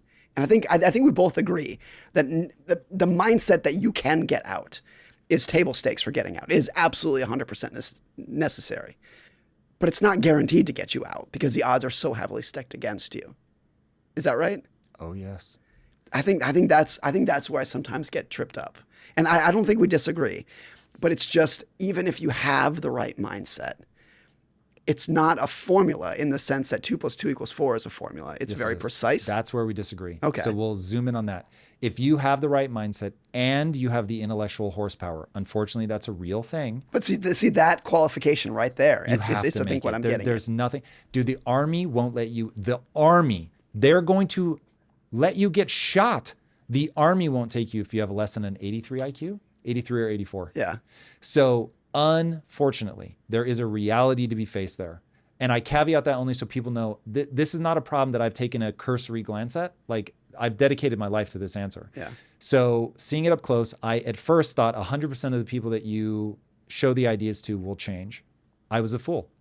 And See, I think that's the idea that I'm trying to articulate. the number's 2%. Yeah. So obviously I'm making that number up, but it is so dishearteningly low that here's my punchline, and Lord knows I hope I'm wrong. I gave up on adults. I realized, I went to Lisa and I said, I'm pouring my guts out. So there was a breaking point. Oh, I hate this story that this is true. One of the 2% at Quest, I hope one day I can tell his story. It is one of the most extraordinary human stories ever, but unfortunately it ends with an early death due to just fucking random tragedy. But this guy got punched in the face by his good friend because, you ready? He started reading books. And his friend said, you've changed. Yeah. And when he was like, what are you talking about? He's like, you read. And then he punched him. Okay. Crabs in a bucket. Yeah. Just trying to pull each other down. That's the craziest shit ever. And this was years into me doing Quest University and watching these guys like slowly climb their way up and build a mindset. And that broke me in some way. Because in our circles, I think one of the coolest things that you can do and most like gaining respect is to be a big reader and have all kinds of knowledge and wisdom. And when you contrast that with that story that you just told, it's a tough thing to swallow. Yeah. And how would I respond if that was my social circle in which I was born into? I would not be here today if that was the social circle I was in. I'm too weak. I would have been eaten. I would have been eaten alive. For Absolutely. sure. Yeah. I think I'm much more socially fragile than that. Now, though, what do we do? Because I will not accept defeat. So my thing is, I started Impact Theory and decided it had to be aimed at kids. I always thought I was going to make entertainment for adults. And then, I mean, obviously this show is for adults. I understand that. This is my 2% thing. Long story. My audience probably heard me explain it 1,000 times. But I spend 70% of my time focused on entertainment for kids because the brain from 11 to 15 is hyper malleable. Yeah. Yeah. Post that. I'm not good enough. I hope there's somebody out there that is so good that they can at putting the ideas together that they can do it. I'm just not that There's guy. this quote from Kevin Kelly that I read recently, and I don't think this is actually a statistic. He's just making it up, but it's a great quote. He says, if you start smoking before age 25, you will never quit. Interesting. And if you don't smoke at age 25, you will never start. And I don't think that's actually a statistic, but I think that idea of just past a certain age, once your prefrontal cortex is fully formed, it's very like that plasticity in your brain really goes away. You see this with kids learning a new language. My parents both worked in the ER, and they would talk about there'd be sometimes a Hispanic family would come in, and the 5-year-old child is translating for his parents. Because the 5-year-old picked up English in a year, but the parents who've been here for 20 years couldn't. Not for lack of will, just because it's much, much harder to learn a new language after puberty. Oh God, now we have to be honest. It is a lack of will. It is a lack of will. Well, here's it would another be way thing. harder for them by a factor of 100. I get that, but this is. So could the parents learn? Yes. Thank you. But it's probably a factor of 100. Yes. The other amazing story I have about language is I have a good friend who moved with his family when I think he was 11 and his brother was 15 from Russia to the United States. I already know where this is going. My friend has no accent whatsoever, speaks English like you and I. His brother, who moved here at 15, you can barely understand him. I hate that so much. And the demarcation line for all of this is puberty. Once you've hit puberty, all that stuff becomes exponentially harder to change the wiring in your brain.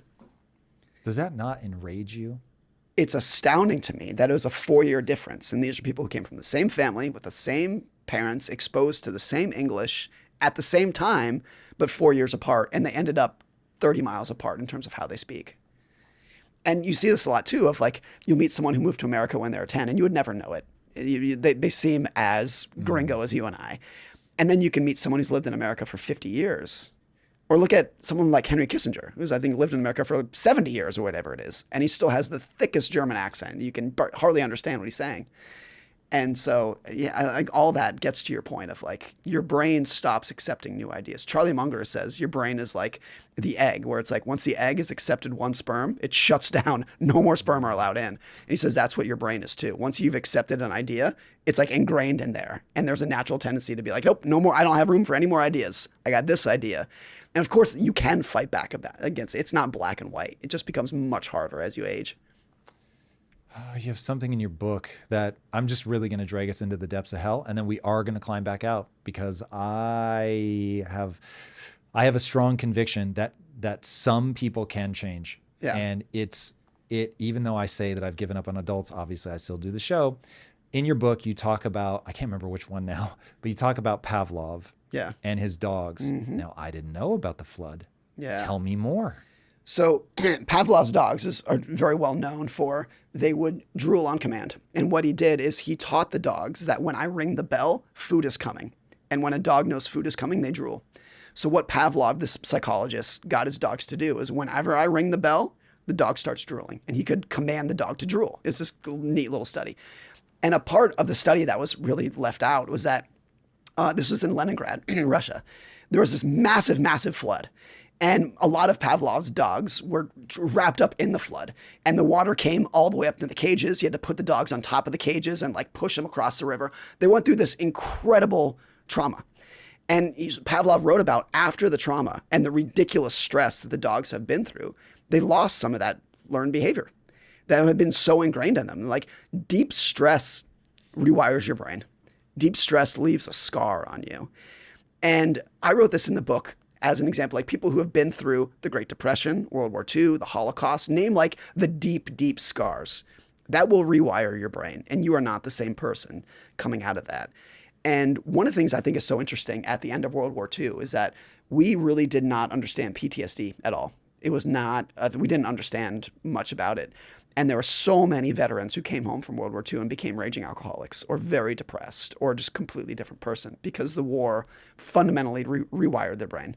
They were Pavlov's dogs that once you experience that, something that is ingrained in you before you experience it is gone. It's out of you. So that's another thing that I think about of like, I have my own values and views of the world today, but if I went through something utterly traumatic like that, would it, against my will, against my wanting it to happen, would I just be a fundamentally different person? Would I turn violent? Would I turn angry? Would I turn depressed? Whatever it would be. And this gets back to, I think I'm almost 40 years old and I think I understand this thing between my head. I understand who I am and how I think, but any of us could go through an experience, whether it's losing a loved one or going through even just a bad recession that rewires who you are. It's scary to think about. Yeah, that's why I said I'm going to take us into the depths of hell here. Let's do it. Because, well, I mean, that to me is about as traumatic as it gets. So free will is an illusion.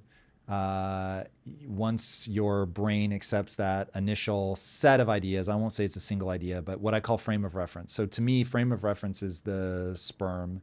And once you have a frame of reference, you don't even realize it. You don't realize that the egg of your brain has been fertilized, and that's it. That's it. And most people are never able to, let's stretch the metaphor, re-till that soil so that it can, you know, take a new crop, as it were, just to really be all over the place. It's terrifying.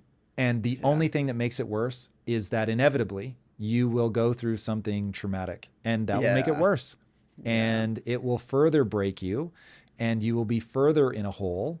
And this is why a grown man can punch one of his best friends in the face because he started reading, and he doesn't understand that it's a rejection of the new and that you're making me feel judged and inferior. He has no sense of that. He just feels like his friend deserves to be punched in the face. He trusts his emotion and he throws the punch. Yeah. And that's why most people will die broke. Now, I think if there is a positive spin on it, and maybe this is you pulling us out of the depths of hell, it's that the trauma is going to change you. It could change you in a positive way. It could. I mean, I think for a lot of people, hitting rock bottom is exactly what they need. And if they have a job loss, or their relationship falls apart, in the moment, it seems like the worst thing that could ever happen to them. But in hindsight, a year or 10 years later, they realize there was no better event in their life. It's exactly what they needed at that moment. And the stress from that fundamentally changed them, maybe in a good way. Maybe it was an entrepreneur who was way too cocky and then lost everything. And then the experience of that made for their next venture. They're going to make new mistakes, but they're not going to make that mistake. So maybe that's the positive spin on it. Like Pavlov's dog stopped drooling. Okay, maybe that wasn't that bad of an idea. And I think there are people who came out of the Great Depression, let's say, better for it. They had learned a very valuable lesson. That was the right lesson to learn, and they were smarter for it. Now, there's a lot of people who became utterly traumatized from it in a negative way, but I do think there are some people who take those terrible events with some stride. And I think dealing with COVID, for example, regardless of what your views on COVID were, every single person understands viral illness better than they did in 2019, regardless if you think what you think should have happened or did happen. We all understand it in a more fundamental way than we did in 2019. So as traumatic as it was for virtually everybody, we're all smarter now because of it. And we all understand something that we did not in 2019. And that's a positive spin on the trauma that we went through. There's an awesome Einstein quote, and he said, the most important decision anybody will ever make is whether they live in a friendly or a hostile universe. What I love about that quote is that he says decision. Mm-hmm. And so was COVID good or bad? It's a decision. There is nothing good or bad, but thinking makes it so. So says Shakespeare. And I think that's right. And I think that's the thing that will pull us out of the depths of hell, is that the depths of hell is simply a frame of reference. And if my frame of reference is that free will is an illusion and therefore I am powerless to do anything, and so I might as well just sit around, then I'm screwed. But if I instead go, all right, well, if I'm just a billiard ball, let me take the most optimistic, joy-filled response that I can have to this, that I can even think of, and just say, that's my role as the billiard ball, is to live the most loving, joyful, fulfilled life humanly possible. And how do I know? Because I have that impulse. Cool. Then do that and be that billiard ball. But if you decide that things are bad, they're going to be bad. If you decide that you can get better, even though, let's say it's way harder for you, fair. Like finance does not come easily to me, brutally difficult. And yet I've managed to make part of my business that I have gotten tens of millions, more views on my, in fact, way more, tens and tens of millions of views on my finance-based content. Yeah. So maybe part of what, and I mean, this is a story that I tell myself to have an empowering frame of reference, is that because it's harder for me, I'm able to make it accessible to other people. Because if I can understand it, anybody can understand it. Yeah. So I'm certainly not making it highfalutin and complicated. I keep trying to drag us back into that hyper simplistic, deal with your emotions, do these 3 things, because I think that's what actually works. But it really is me deciding that that's the frame of reference I'm going to take. There's a really good book that I like. It's a very popular book. I think Oprah blew it off the charts. It's called The Choice. And it's about this Holocaust survivor who was in Auschwitz. She survived. Her family did not survive. She survived. And when she came back, and obviously just a PTSD in an order of magnitude that I don't think you and I could comprehend. And when she came back, she eventually moved to America. And she became a psychologist to help other people with with PTSD. And the book is called The Choice because it was a choice she made to use this trauma that she had to try to help other people and have a positive spin on it. If you can do that with something like the Holocaust. And did that help her PTSD? Was she, was it a positive outcome from it? Like, I think that's probably a step too far, but it was her choice to say, I'm going to use this horrible, terrible experience rather than dwelling on it to learn psychology, to become a therapist, and to help other people who are dealing with trauma themselves. And I love that the book was called The Choice, and that she ends the book by saying, like, regardless of what you do or what you want to do, like, the choice is yours, and because of the mindset that you're going to choose to get there. I could not love that more if I tried. I've heard interviews with her. Amazing. She's great. Yeah. Because look, there's nothing I can point to in my life and be like, see, I overcame that. But it doesn't get much more brutal than either the gulags or the concentration camps. It's the worst. Just a very quick story, not to get too graphic about this, but there's one story that sticks out. When Auschwitz was liberated, she was in Auschwitz. I think she was actually moved to another camp. The Allied soldiers, the US and the British soldiers, are walking through the concentration camp. Most of the people are dead on the ground. So the soldiers say, if you're alive, raise your hand. Oh, and she didn't have the energy to raise her hand. She was so sick and withered, she didn't have the energy to do it. And she thinks that they're about to leave her. And she has the energy to kick a can next to her to get their attention. Whoa. And that's how they found it. So, again, it's a level of trauma that you and I couldn't fathom. The ordinary person could not, even in a million years, fathom. Jeez. And to use that as the launching stone for her career to become a therapist, help other people who've been through tragedy. It's a remarkable book. Remarkable. I assume you've read Man's Search for Meaning. Yes. You had a similar response. Like to 2 that weeks book. ago, actually. Really? Yeah, I hadn't read it until then. Oh my God. Yeah. I'm a little I jealous. heard about it forever, of course. So good. It's so amazing good. book. One of the things that sticks out from that book, he talks about a lot of people in the concentration camps.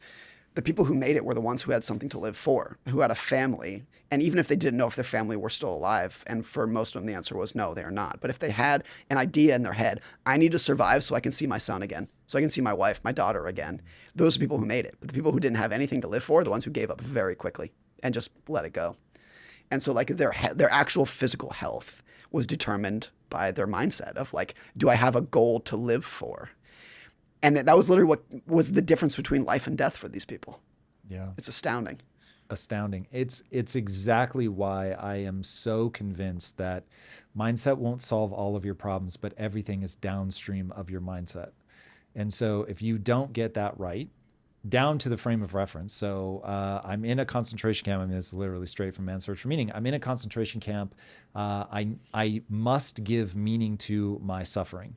And if my suffering has meaning, I'll be able to endure it. If it does not have suffering, then he said in the book that you could predict within 72 hours when somebody would die. Who's going to make it? Yeah. Because as soon as they no longer had a reason for their suffering, he's like, they'll be dead in 3 days. You give up so easily. That is crazy. Yeah. That ultimately is your mind that is the difference between life and death? There's a very popular book right now written by a hospice nurse who spends her entire career dealing with people who are about to die. And it's a fascinating book just talking about the end of life experience. And one of the things she writes is that it's very common for people in their last days to predict the day they're going to die. Whoa. So you'll have these people in hospice who say, Thursday is my last day. Wow. And they're right. They're accurate about it. Now, what's really going to bake your noodle is whether you would have knocked the vase over had I not said anything. Now, if you know what that's from, I'll be very impressed. But so that, I think is that a mindset too? Yeah. Of just like in your mind, you're like, I'm going to, like, it's your choice to give up. It's your choice to live or die. Now, biologically, no, to an extent, it's not your choice. If you have a heart attack, if you have cancer, it's not your choice to live. Maybe at the margins, but you can't cure cancer by mindset, you know? But I thought that was interesting. Try to convince you but that I think the opposite might be true, that those people who are on their way out could pick the day that they're going to give up. Yeah. Maybe they can't pick the day in which they're going to, the cancer is going to overtake them. But if they're already on their way out, they can say, all right, I'm done now. Now you can take me. Yeah. And I think that's part of why you probably hear these stories. I'm sure they're extremely anecdotal about couples been married for 50 years. One of them dies. 2 days later, the other one dies. My wife finds that so romantic. It Yes. unnerves me. It's a dream. I think it's everyone's secret dream, right? To die at the same time? Or to die on your own terms. To die on my when own you want terms, to. yes. But my wife's a little too obsessed with us dying together. It makes me nervous. Should she ever get sick? It is very romantic. Yeah. Is it romantic? I don't know. I think what's my wife romantic, agrees with you. what's romantic aggressively. about it is the idea that neither of you have to suffer by not having the other. Yeah. Yeah. You'll never have to be- wake up in an empty bed, kind of thing. That's the romance behind Yeah, it. I would be crestfallen to not have my wife. But, course. This is so random, and then I will bring us back. But would you want to survive a mass plague that killed 98% of No, everybody? absolutely not. And this is why I think when they crazy to think me. about the nuclear drills in the 1950s, where the kids in America said, hide under your desk if the nuclear bomb's coming. Of course, your desk is not going to save you. But honestly, I feel like if a nuclear bomb is coming, I want to lay out in the pavement and say, take me. Really? Do you hear about the stories about the people who survived Hiroshima and Nagasaki? It's the most horrific thing you could ever imagine. And I think in those situations, you want to be taken quickly. Would you have wanted to survive the concentration camp? I don't want to pretend like I can put myself in their shoes and understand what that kind of trauma would be like. Give me the high level inspo. Like, you're inspired by this woman who's like, I'm going to use my trauma. Would you not have been more horrified where she doesn't kick the can? I'll tell you a recent example without having any experience with this, just relaying a story that I heard. There was a father whose young daughter was one of the Israelis kidnapped by Hamas a couple weeks ago. And he learned shortly after that she was dead. And he said, I don't want to quote him directly, but it's something to the effect of, thank God, because being tortured by Hamas would be so much worse than death. Got it. And so, without knowing any more details, just relaying his story. But I think there is some of that. And would I want to be one of the survivors of the Holocaust? I mean, I think everyone has a will to live, of course, but I cannot fathom the trauma that a lot of those people went to, including the woman who wrote the book, The Choice. I'm sure there's a lot. I'm sure she had a lot of the most horrific nightmares you can ever imagine after that. Yeah. So when I hear about the survivors of Hiroshima who just had third-degree burns head to toe and were absolutely never the same, there are some situations where it's like, no, if a nuclear bomb's coming, I think that you want to pray for mercy at that point rather than pray for survival and hiding under your desk. It's interesting. Well, I admit, if it were a question of, my entire body being covered in third-degree burns, it's a then tough I think, thing. yeah. I mean, God, imagine there is a limit. we're getting very There is a graphic limit. and dark here, but imagine a world where your entire family is taken out and you're left with third-degree burns, but you live. Yeah. Are you grateful for that? Yeah. Like, there's a line. I don't know. I hear you. I do. If I'm unscathed, I do want to survive, though. I'm always surprised that some people don't. If it's like some apocalyptic thing, I don't know. For me, like, well, even though here's the thing that I've thought about as a parent. If there was a situation in which either of my kids were about to die and I could save them by taking myself, facts. I'd do it in one. It would be the most Facts. natural instinct. And when I hear stories about parents that do that, my first thought is hero. Like, you will go. We should build statues after you. People who sacrifice themselves for their children. There's nothing more heroic than that. And I want to think. Of course, I've never been in that situation, but I want to think that I would do it without a moment's hesitation. Now, here's the question: would you do it for your wife? At this age, absolutely, because my kids need my wife more than they need me. So in that situation, yes, because I'd be doing it for my kids, not for my wife. What if your kids were like 15 and 19? We're getting into some serious hypotheticals here. Yeah. I want to say that the answer is yes, but realistically, it would not be as black and white as my young children. I think that's true. Yeah. Yeah. I hear that. Yeah. Okay. So coming back to the economy and everything. So I think we've laid out sort of the basics of what people ought to do if they want to die wealthy. However, I want to get into like the real economy that's happening right now. So everybody inherits a set of circumstances. Those circumstances matter a lot. Mm-hmm. They will for sure shape people. You said at one point, either in your book or in an interview that I heard you say, there's no precedent for it being worse than it is now if you're buying your first house. Yeah, I think that's true. Specifically right now, where home prices are by and large higher than they've ever been, but mortgage rates went from 3% to 8%. That defies all economic logic. It should be in a world where mortgage rates go from 3 to 8%, home prices fall 30%, 40%, 50%. And that hasn't happened yet, at least. So now you're in the situation where, particularly in big cities, LA, San Francisco, Seattle, New York, Boston, the big cities, you're looking at least $1 million for a starter home at an 8% mortgage. It's a completely different universe than anything we've experienced in a lot, because the last time that rates were this high, even in the mid 1990s, home prices adjusted for inflation, like an apples to apples comparison, were a fraction of what they are today. So having home prices where they are today at 3% mortgage rates was still very high. It's still oppressive for a lot of people.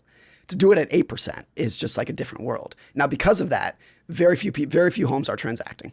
There's like the level of sales has just dropped off a cliff. It's the lowest point in, I think, 20 years in terms of the volume of home sales, because the prices that are out there are not realistic given the financing options for most people. So a lot of people will say, according to Zillow, my house is worth X million dollars. But that's not actually a mark-to-market price. Like if you actually needed to sell it to someone tomorrow who has an 8% mortgage, the actual market price, the clearing price for that is going to be much lower than you think. So I think there's like a Wile E. Coyote moment of like, we've gone over the cliff and we're just starting to look down and realize there's no road beneath us. Do you find yourself hunching over your desk and battling back pain after a long day of work? Invest in a chair that is designed to improve posture, prevent pain, and maximize productivity. Anthros is built to be your last office chair, and I'm telling you, this thing is amazing. It's guaranteed to be the most comfortable chair on the planet while also improving your posture and reducing pain or your money back. And I'm telling you, it is also the most fun chair you were ever going to sit in. I know that sounds ridiculous, but you have to try it, trust me. I have an Anthros chair myself, and it is not just me. Everyone in this office fights over this chair. I am not kidding. I have never had more fun or comfort sitting in a chair. This thing is amazing. Head over to anthros.com/impact and get $200 off your purchase.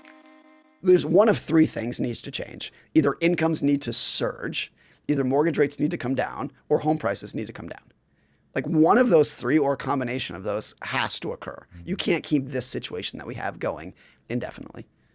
So would you call it a housing crisis that we're having now? Is there a set of other things going on in the economy that makes this a good or bad time? Like what, if you were going to paint a generalized picture of what's happening now, especially for young people? What's good right now is that unemployment is incredibly low. Having an unemployment rate below 4%, other than the late 1990s and a period in the 1950s, it's lower now than it's ever been. And it's even lower now than it was in the late 1990s that we associate with like the best economy that's ever existed. It's lower now than it was back then. Unemployment rate is crazy, crazy low. If you want a job, jobs are out there. So that's a major tailwind that we have that's propping a lot of this up. If you took today's housing market, very high prices, very high mortgage rates, and you mix that with high unemployment, everything falls apart. Everything breaks. So I think a very strong employment market that we have today can mask a lot of challenges. The other thing is that during COVID, the amount of stimulus that went out, trillions of dollars of stimulus, during a period where people were locked in their homes, they saved that up. And what's called excess savings was trillions and trillions of dollars of money, and by and large, that benefited the poorest people the most. the people who had the least money in their checking account before COVID had the biggest percentage boom. Really. Like those are the people for whom their financial situation just utterly changed overnight. And a lot of that excess savings still exists, not as much as did 2 years ago. But people, like households in general, are in a better financial shape right now than they've been in a very long period of time, including, you can say mortgage rates are 8% today for the people who are buying a new house today. But so many people locked in a 3% mortgage, either because they bought in previous years or they refinanced in 2021. So to the extent that they don't need to move, and someday they might eventually need to move, but if you're locked in at a 3% mortgage in a world where you're getting an 8% raise every year, like that's a boon. That's an amazing situation to be in. So there's all these like weird breakages mixed with a lot of great things that are happening in the economy at the same time. So many people were predicting recession. I'll be honest, like as a person who is very tied to advertising, I can just tell you things ain't what they used to be. Yeah. So advertising money is pulling back. Advertisers are definitely expecting something bad to happen for sure. So from where I'm sitting, the economy feels soft. It feels like Wile E. Coyote has run off the road and is looking down. It's just no one has reported back what they actually see yet, but everybody's paranoid that they're going to see something bad. That's how it feels from where I'm sitting. Yeah. Is that people just being paranoid? What's the... I mean, not to get too technical about this, how much of that is literally when Apple changed the tracking feature and all of a sudden advertising got less potent than it used to be? Isn't that at least part of this? That wouldn't matter for the advertising that we deal with because we interface with it through YouTube. Yeah. But when we're trying to advertise our stuff, that matters, but not the inbound. I mean, one other way to phrase this is that, is the economy weak today? No. Is it weaker than it was in 2021? Yes. But 2021 was the anomaly. Today is not the anomaly. So even if it is weaker by any metric, and unemployment, income growth, household debt to income ratios, it's doing very well today. Now, the history of all of these things is that the speed in which you can break that narrative is very quickly. So the year 2000, strongest economy that's ever existed. 2001, everything fell to pieces. 2007, absolutely on top of the world. 2008, worst year since the Great Depression. So even if I can say all these things are going well today, we could be talking 2 months from now and be in a completely different world. It's usually not a slow thing that kind of trickles in. It's like most recessions are usually a big exogenous event that hits, like Lehman Brothers goes bankrupt, or COVID, or 9/11, that just throws things for a loop. So just because I can sit here today and say things are very good, it doesn't mean that 30 or 60 days from now, that narrative can't be completely unwound. Now, and that's why forecasting is so difficult. Now, you said the narrative. So how much of this, and this is one thing that freaks me out about the economy and money, it's basically just a public confidence. It's feelings. There's a great economic commentator, content maker named Kyla Scanlon who talks about the vibe recession. And it's literally like most economists are like data and charts and numbers. She's like, no, it's just the vibes. It's just how people feel. And it's true. When people feel good about what's going on, they spend money. When they spend money, the economy's strong. When they don't feel good about things, when the vibes are low, they stop spending money. And then the economy unwinds. Like, it's not more complicated than that. So mood is a massive thing. It's huge. And a lot of it, it's self-fulfilling. There's measures of consumer confidence. And most of what moves consumer confidence, what actually moves the needles, are three things: stock prices, gasoline prices, and politics. Those are the things that people pay attention to, or they can just get a quick update when they watch the news for 10 seconds. Stock market's up, gas prices are down. I'm not hearing anything about politics. Good. I'm in a good mood. Or the opposite of that. If gas prices are going up and the stock market fell today and politics is a mess, you're going to be in a bad mood. And like, those are the three things that move people's economic sentiment, that has a very strong impact on how much money they're going to spend. And the money that they spend is somebody else's income. So when you stop spending money, that's someone else's income that just went down, and it snowballs from there. So, okay, knowing that basically this is a sentiment game, I want to bring up something that you talked about in your book that I'll tie to what I'll call the debt crisis. It'll be very, like, it feels to me like we're in a debt crisis just looking at the numbers. Doesn't seem sustainable to me when you look at the housing numbers. You were saying, hey, one of these three things has to give. Yeah. Like, you can't have debt like this with interest rates as high as they are, like this just seems like an absolute recipe for driving off a cliff. We're talking household debt. Everything, Yeah. household, corporate, and government debt. All, I don't know if they're historic highs, but holy hell, they are massive. Yeah. It's something like 3 times GDP. That could be wrong. It's bad. Like the debt to GDP ratio is crazy. Some people, I think it was Chamath that said, "Oh, it's a nothing burger," and I'm like, bro, how can this be a nothing burger? Like you, at some point, just servicing the debt becomes a problem. Anyway, not an expert, but I'll call it a debt crisis from my limited understanding. But you have a statement in your book where you say, this is crazy to me, stability is destabilizing. Yeah. And you walk through Minsky's financial instability hypothesis. Do you remember the 3 beats? Oh, yeah. I mean, so Hyman Minsky was this economist back in the 1960s. And in the 1960s, there was this move in economic circles that we should eradicate recessions. People were very optimistic back then. Yeah, let's just get rid of But it. we had just walked on the moon. We had like eradicated polio. There was this idea that, of course, we should be able to eradicate recessions.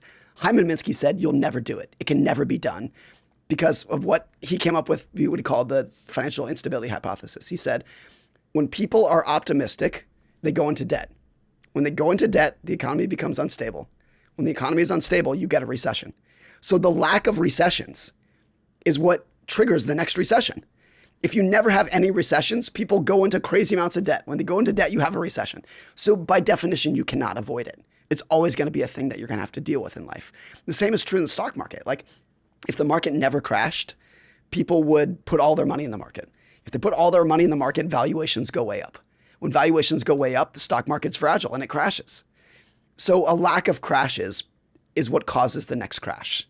It breeds a level of over-optimism and over-complacency that causes the next crash. So when you accept that, just like the nature of how cyclical these things are, then you don't pretend that we're going to be in some sort of stable zone or that we can stop these or that the next recession is caused because this politician and that policymaker necessarily made a mistake. That's just an innate part of how any capitalistic society works. Okay, so if we know that, what do we do with that information? Those of us that want to navigate all of this well. You have to assume, as I do, that there's going to be at least 2 recessions per decade, one of which is going to be really bad. That should be your baseline scenario. So don't act surprised when the next one comes. Don't say nobody could have seen this coming. You know, I hope to be an investor for the next 50 years. So during that time, I hope to experience 10 to 20 more recessions. You know, I think that's just the baseline of what you should expect as an investor. But every recession we have, people say something to the effect of nobody could have seen this coming and it's that guy's fault. Versus I just think it's just an innate part of how the system works. So when you accept that, not only are you psychologically more prepared, but I think you should be financially more prepared. I think most people don't have enough cash and liquidity because they extrapolate the good times indefinitely. And they don't have the mentality to assume that just because it's good today doesn't mean everything can't be taken away from you next month. Like I said earlier, most recessions you don't cruise your way into it. You go from everything is great to utter chaos in 30 days. That's usually how it plays out. And so because of that, and most of what causes the big economic declines are surprises, things that people don't see coming. 9/11, Lehman Brothers, COVID. Nobody saw those things coming until they wreaked their havoc. And so because of that, I think most people just don't have enough cash, liquidity, margin of safety buffer in their finances. So accepting that just the natural path of what we've gone through in the past and that these crashes are inevitable pushes you naturally towards a greater degree of safety. Not because you're conservative, but because you want to be able to survive and endure all of those challenges so you can stick around long enough to be a good long-term investor. Okay, so what does that look like? What's the play? So if I know that I'm going to get 2 of these a decade, one's going to be super gnarly, is it an amount of my paycheck that I invest every month no matter what? Is it that some of my paycheck goes to the stocks, some goes to cash? Do I pull back in a recession? Do I go hard in a recession? Like what's the playbook? I think the more that you can mechanize it, the better. The more you can take your emotions out of the equation. So I think whenever people have a system that says, I'm saving up money so that when the market crashes, I'll put it in then. 9 out of 10 people won't be able to do that because when the market crashes, they'll be scared shitless and they won't be able to do it. And when everything is going well, they tell themselves that they'll be able to do it. But in the trenches, when it happens, they can't. And a lot of people were like this. If you talk to someone in 2019 who said, oh, if the market crashes 40%, that would be an amazing opportunity. I would buy in. And then it actually happens in March of 2020. And so many of those people were not saying this is an incredible opportunity. They were saying this is going to be worse than the Great Depression. And by the way, they may not have been wrong.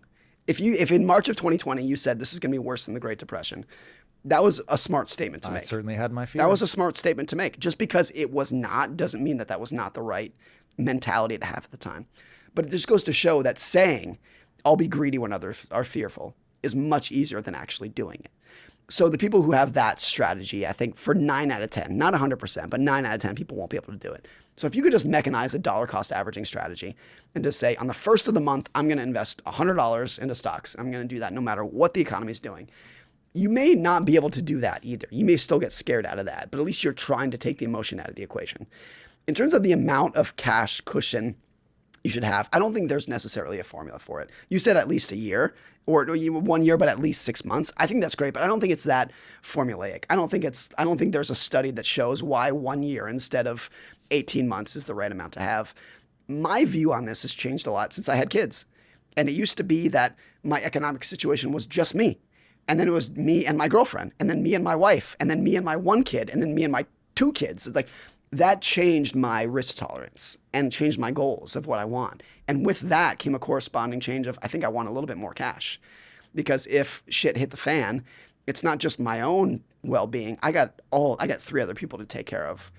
And that might go in reverse when my kids move out of the house. So I don't think you can come up, and everyone's different. My parents, who are retired, have a lower cash allocation than I do. And I'm still working, of course. That doesn't make any sense, but they know what they're doing and I know what I'm doing. I just think I sleep better with this, having more cash, but they don't need it. They sleep just fine having what they have, even being fully aware of the risks that they're taking. So everyone's risk tolerance for these things is going to be different too. There's no greater nightmare for me than not being able to take care of my family in any degree, to deny them something that a need that they would have, or even some sort of desire that they would have because I took too much risk in the stock market. To me, that's just, in my own mind, that's a degree of failure that I wouldn't want to put up with. But other people would disagree with that. And they would say, no, if I lost everything, I think I'd be okay. And I pick myself up and keep going. I don't think I have that mindset for myself. And I just embrace that that's not my personality. I kind of wish I did. But that's how I'm wired. I'm not. So I think I'd lean towards more of the let's make sure that we can get through this side. And by the way, I don't think that's conservative. I think what I'm really focused on is endurance to make sure that I never get kicked out of the game, to ensure that the stocks that I do own, I'm never forced to sell them so I can hold them for 50 years because that's when compounding just goes nuts.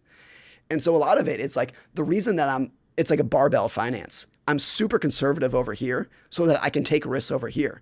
And if I was less conservative over here, I wouldn't be able to maintain these risks that I'm taking. And what are here and here? So you're conservative in cash and stocks. Let's say that. Let's just keep it really simple. The more cash that I have, the higher the odds that I'll be able to hold the stocks that I own for 50 years. The less cash that I have, the higher the odds that I'm going to be forced to sell them because I need the money.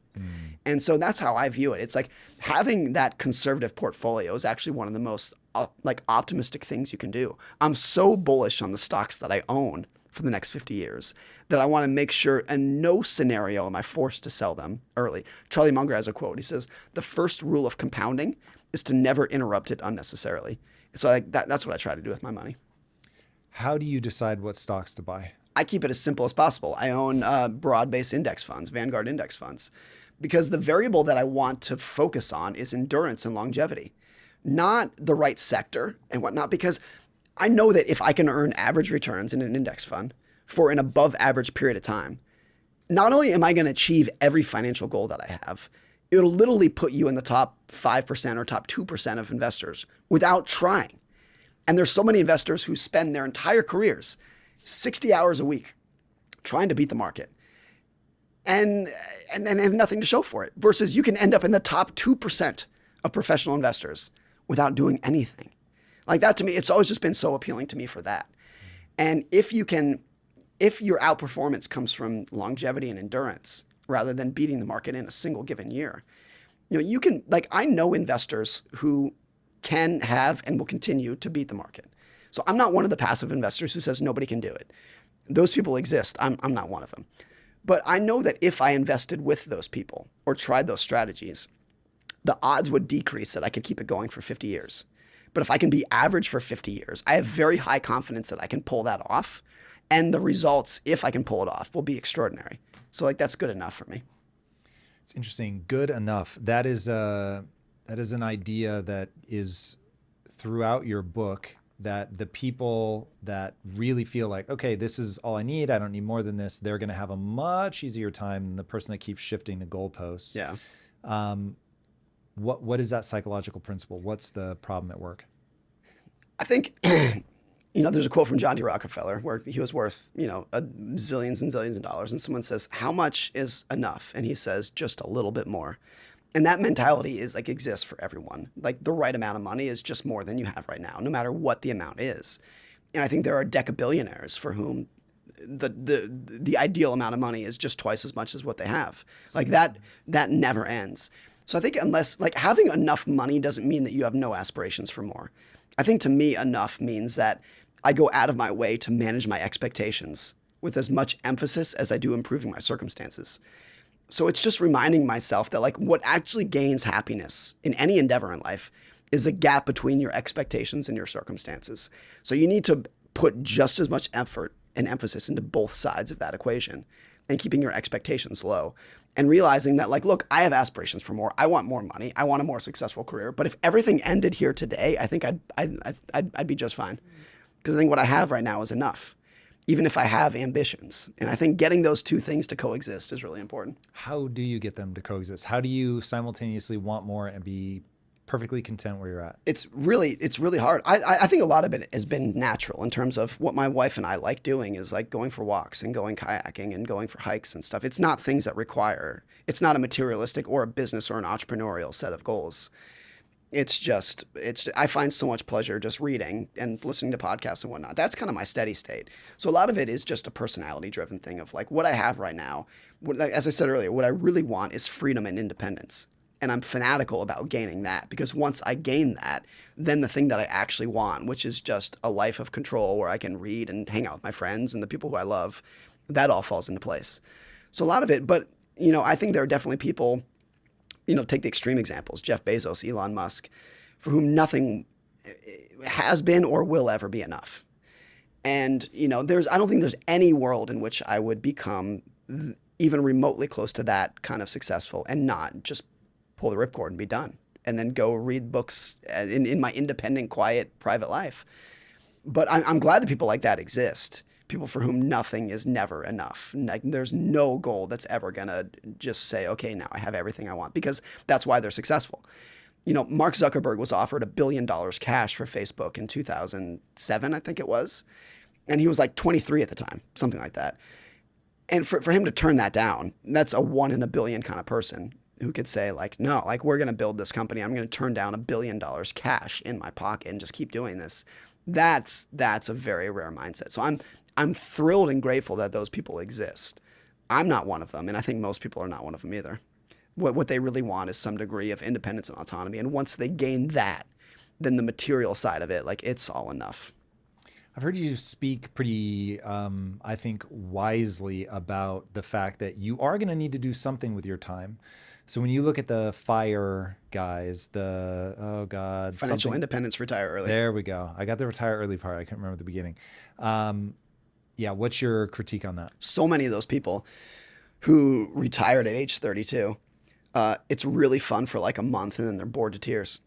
I've doing this thing for years where every December, I take the month of December off of work. I don't work in December. And every year leading up to it, October, November, I'm like, December's right around the corner. It's going to be so great. Just hanging out, sleeping in, playing with my kids, going for hikes. And every December, the same thing happens. Really fun for about a week. By December 7th, I'm bored. Really? By December 15th, I'm borderline depressed. Wow. Every year it happens. But I still like the idea of it. But the takeaway from that is what I actually like doing is being productive. I like working. And I enjoy what I do. And when I strip it out of my life, it's a missing piece that I want back. So I'm actually glad that I do it every year, because at the end of that, by December 15th, I have a newfound appreciation for my job. And I think a lot of people in the FIRE movement realize that too. They have this fanatical desire to retire with not a single thought about what they're going to do after that. And a lot of them are just bored to tears, particularly because all of their peers are working. So when they retire, they're like, "Hey, Wednesday at noon, what are you doing?" And their friends are like, "I'm working." What are you doing? So they don't have anyone to spend much time with. And I think by and large, the reason that traditional retirees don't fall into that is because they reach a phase in their life where they can't keep working physically or mentally. So they don't really have much of a choice. But for people who have a cognitive, they have the horsepower to keep working and the will and the drive to keep working, but they intentionally extract themselves from the system. They realize that, like, no, actually the work and being productive and contributing to society was a big part of their identity. And once it's gone, they want it back really quickly. So a lot of those people in the FIRE movement will do it for 6 months or a year. And maybe it's a fun 6 months or a year. Maybe they do some traveling, whatever. But a lot of them fall back into what looks like work. Really interesting is that guy named Mr. Money Mustache, who was kind of the front runner of the FIRE movement. He's like the godfather of it. He's such a cool guy. His name's Pete Adney. He runs a blog called Mr. Money Mustache. And I think he was one of the first people to achieve FIRE and then take it mainstream. But he makes a big point of, like, when he retired meant that he stopped working for other people. After that, he just started his own businesses. So he was still working and being very productive and making a lot of money. It just looked like retirement because he didn't have a boss and he was doing everything on his own terms. So I think of, like, rather than, like, in the FIRE phrase, it's the retire word that I love. Like, financial independence is amazing. If you can gain independence and autonomy, to me, that's like the financial nirvana. But you're still going to work. You're still going to contribute to society. You're still going to put your brain to work every morning. You're just doing it on your own terms for the people who you want to work for, doing the projects that you want to work on, during the times that you want to work on, able to switch to a new project whenever you want to. That's the autonomy that people want. I'll give them a new acronym then. So FIRE, financial independence, real efficiently. That, because meaning and purpose is everything. And as somebody, so exited my company, obviously never needed to work another day in my life. But thankfully, I knew before doing that if you don't feel like you're contributing in any meaningful way, and this is interesting because this goes back to biology for me, there are algorithms running in your brain that will insist that you're working hard. This is why I think rich kids implode. There's an algorithm running in your brain that says you must work really hard to gain a set of skills that allow you to serve not only yourself, but other people in a way that you find exciting. And if you do that, you'll be fulfilled. If you don't do that, you will have a deep sense of disease. Nothing will feel right. You just will all feel bad and wrong. And so, this is where I go back to what I said earlier, that money is more powerful than people think. It is the great facilitator, but it is not what people think. People think it's going to make them feel about themselves the way that they feel about people they see with money. Yeah. And it won't. Money cannot touch how you feel about yourself, much to my dismay. But the cool thing about the way that I generated wealth was it was all in a moment. So it went from I have no money to I have a lot of money. Yeah. And because that's just how equity in a company works. So it's like you're just shoveling money back into the company, back into the company, back into the company. So I was worth on paper hundreds of millions of dollars, but I had one car with a leaky exhaust. You were it was like super equity old. Rich, cash poor. Exactly. Yeah. And so then suddenly I was both. Cashed it out. Yeah. And we took a small piece, but it was such a huge valuation that the number was big. And so in that moment, I was like, oh, wow, I'm rich and I have all the same insecurities. So I was like, Same person. That is fascinating. So that was, I was very grateful for the way that my life went. That I got wealthy on paper and was just completely miserable. So I went to give all the equity back. Wealth on paper is almost the worst that you can have because you are rich, but you're not. It is a trip. Yeah. Yeah. So getting people to understand there's a big difference between being rich on paper and being rich cash. in the bank. Yeah. And so when you see all these numbers, oh my God, he's worth, whatever, $80 billion. Like he does not have, look, I'm sure that person's doing just fine, but they don't have 80 billion sitting in the bank, right? So that's if they were to sell all of their company, then they would be worth. So when I hear people railing about, like, oh, they're hogging all the money, it's like they don't actually. The money doesn't exist. Yeah. It's a theoretical thing until you reach for it. Correct. And then you probably disrupt the value of your company anyway. And so the value will go down. Of course. Blah, blah, If blah. Musk tried to sell all of his Tesla stock tomorrow, Tesla stock would fall 50%. Yeah. And all of a sudden he'd be worth half as much as he was. Yes. And have created a just firestorm of problems in his life, being sued by investors and it's theoretical wealth. Yeah. So all right. So if somebody is really trying to get a beat on the economy right now, should they be worried about debt? Is it just like take care of yourself and just worry about your personal debt? Like, how do you, I know you don't think anybody should spend time trying to predict the market, but are there things that people can do to not paint themselves into a stupid corner so that they end up having to fire sale, whether it's their house or whatever? And because you've already answered in terms of stocks, we want to have enough cash. We don't have to worry about that. But I have started paying attention a lot to macro movements out of a concern for humanity, more than I'm worried about myself or that I'm trying to like time the market to make a ton of money. But it does seem meaningful. So the question is, am I chasing something stupid here and I should just stop paying attention? Or is there a there? Here's how I'd phrase it. And a lot of people will disagree with this. And I may not even push back against their disagreements. I don't think there are any macroeconomic risks today that are more serious than have not existed for the last 100 years. It's not to say that there are not big risks today. Of course there are. Debt, inflation, interest rates, those are all very real things. But let's not pretend that we've ever been in an economy in which there were no risks. So let's not pretend like things have always been great, but today in 2023, things are now very bad and it's different from how it used to be. There's always been massive economic risks that have come to fruition. The Great Depression, the inflation in the 1970s, in the early 1980s, interest rates were 17%. Like 9/11, COVID, we've always dealt with massive, massive risks. In fact, if I had to look at like in my lifetime, when was the economy the riskiest that it had ever been? Well, with the benefit of hindsight, I would say 2006, 2007. And what was unique about that period is that people felt better than they had ever felt before. That was a period where people would sit there and say, everything is great, like blue skies smiling at me kind of thing. My wife that was the period. Convinced me to buy a condo in 2006. And that was the period where, looking back in hindsight, we were the most dangerous that we had ever been. And so I think, like, are there big risks today? Yeah, of course. I'm not going to poo-poo anything. I don't know if I would say it's a nothing burger like Chamath. I'm probably closer to that than I am the apocalypse guy. But I just don't think the risks today are necessarily bigger than they were for most of history. And you could say, well, today we have climate change, we have this and that. Yes, you're 100% true. But in the 1960s, we had nuclear war at our doorstep. There were missiles in Cuba pointing at Washington. There's always been, it's a different flavor of risk. But the world's a very fragile and risky place. And one takeaway from that is, like, if you have the financial wherewithal and the psychological mindset and the luck to survive that and endure it, people are very adaptable. Economies are very adaptable. I mean, how much of Europe was literally rubble in 1945 and rebuilt in a staggeringly fast period of time? Japan was completely obliterated during World War II, and by 1980s was the strongest, fastest growing, one of the richest economies in the world in one generation.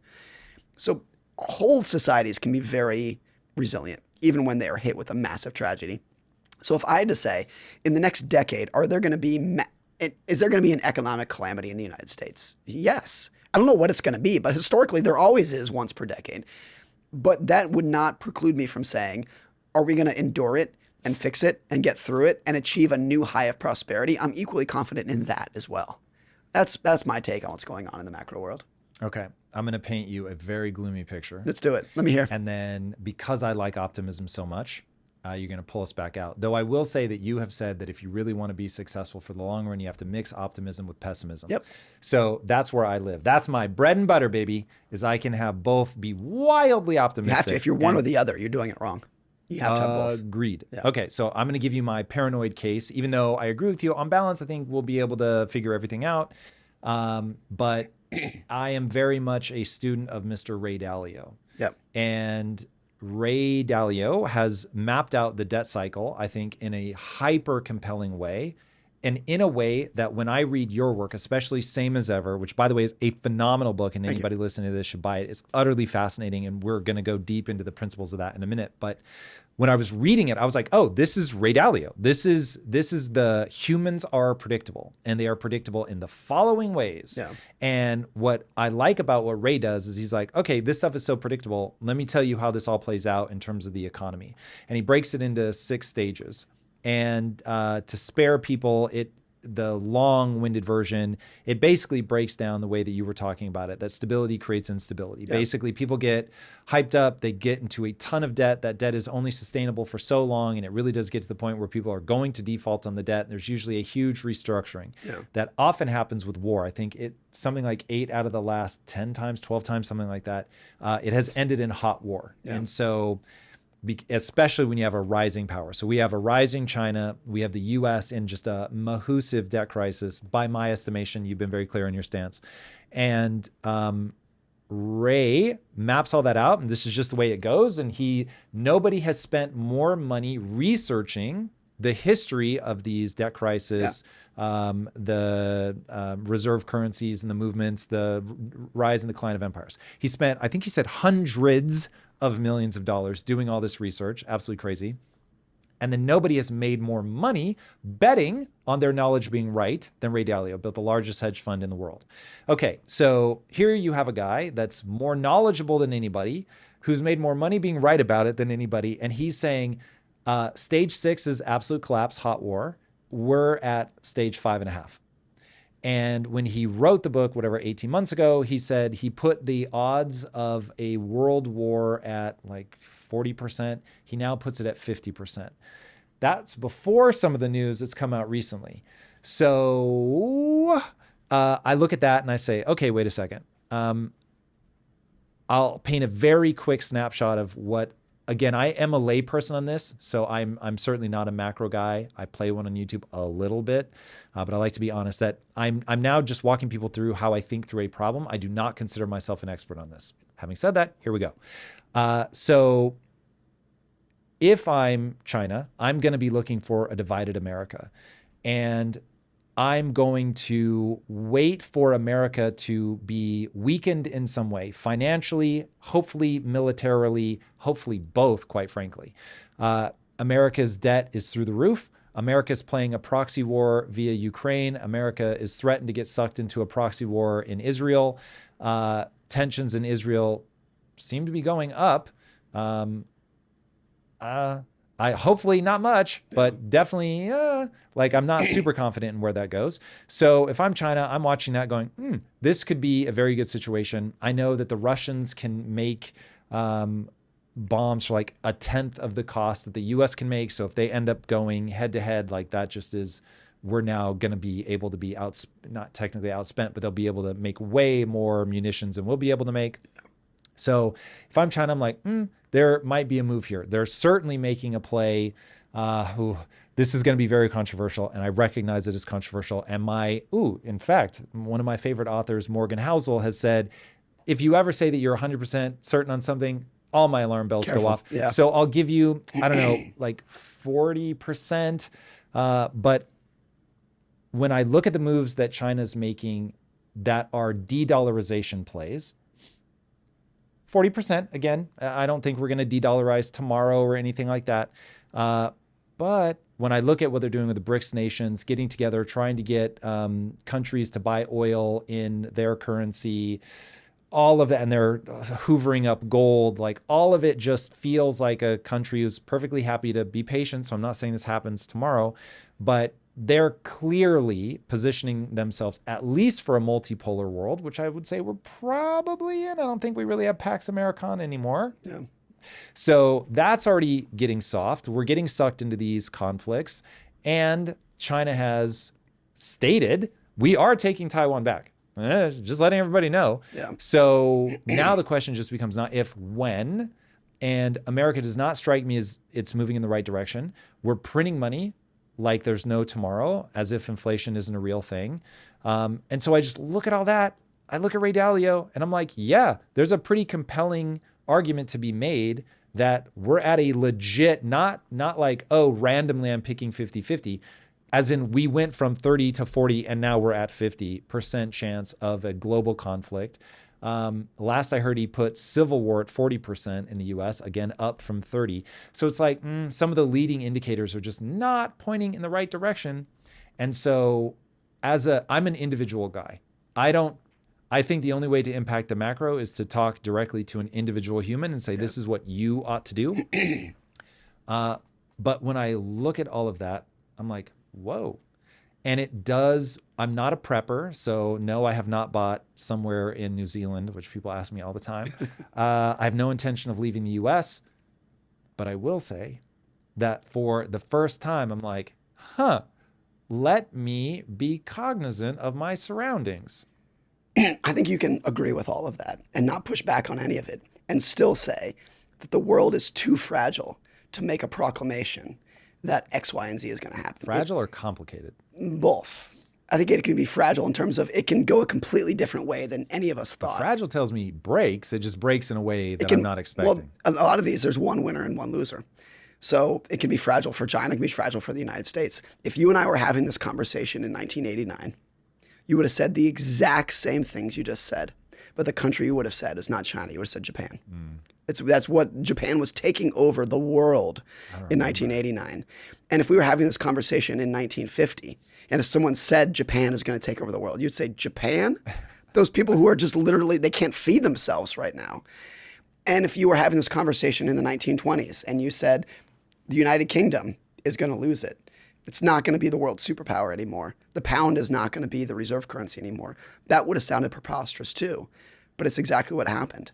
At the same time, living in Britain for the last 100 years has, for by and large, been a lovely place to live. Even though they lost their superpower status, they lost their reserve currency status, they went through debt crises, by and large, it was a lovely place to live for most people. And it was one of the richest, safest, most prosperous countries to live in for the last 100 years. So even if the things that you are saying come true, and I would not put any weight on, even if I don't disagree with it, I have no rebuttals to it. I just know enough of history to say nobody can say with a lot of confidence, this is what's going to pan out over the next 20 years. It's just, there's never been a 20-year period in which that's the case. Imagine you and I sitting here in 1999 and someone said, I think some Muslim terrorists are going to hijack airplanes and it's going to completely change the course of U.S. history. It would have been the most ridiculous thing you would have ever heard. But those are the kind of things that change history. There's another saying, the thing I think a lot about here. There's a documentary on centenarians, and it's asking them just what you've learned in life. And they asked this French woman, she was like 103, they said, what was the happiest day of your life? And she said, Armistice Day in 1918, the end of World War I. Whoa. And they said, why?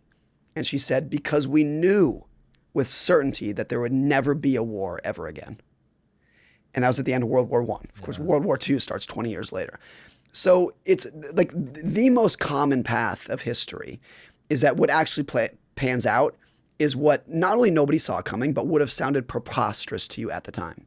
So the narratives that Ray Dalio puts forth and that you just said make sense to me. Like I said, I have no rebuttal for it.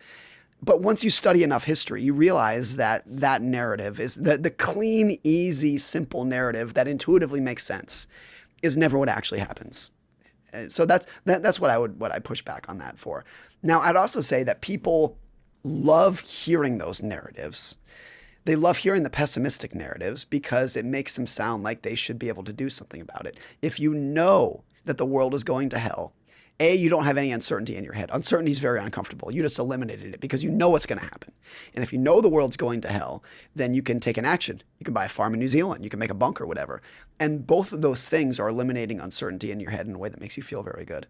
So nobody wants to hear, you're not going to sell any books saying we have no idea what's going to happen next. You will sell a lot of books by saying, here's exactly, I know for certainty, I've spent hundreds of millions of dollars predicting what's going to happen next. I would also push back and say Ray Dalio has made an incredible amount of money in asset management. That's not to say that he's made an incredible amount of money being right about all of his economic forecasts. Those are two different things. You make money in asset management through fees, not necessarily by making the right calls. He has made a lot of very good calls. He's made a lot of very bad calls in his career as well that are much easier to ignore. So in the asset management, you make money by how much money you raise. You raise money by telling a very good story, not necessarily because you've been the best money manager of your age. I'll give you that for a short period of time, but if you're not returning to investors, there's no way to sustain that. And he's sustained post his implosion, because he implodes in the 80s, for people that don't know his story. And he goes on to form the mindset that I think you would stamp with your approval. I certainly will snap my wrist stamping it with mine, which is effectively what I call the physics of progress. So basically it was like, oh shit, now I realize that I think I'm right. I feel right. but how do I know I'm right? And so I need to surround myself with people that will tell me that they think I'm being stupid. And then I can triangulate the most likely outcome, no guarantees, but the most likely outcome by surrounding myself with a lot of smart people. Now, I think you will agree that if you try to learn, in fact, Jesus, I'm quoting you now. If you try to learn a specific lesson from 9/11, from COVID, you're going to make a mistake. Yep. The only lesson you should learn, The world is fragile. exactly, or the thing you said in the book is the only thing you should take from surprises is that the world is surprising. I was quoting Daniel Kahneman with that. Yeah. That's the lesson from surprises, is that you will be surprised in the future.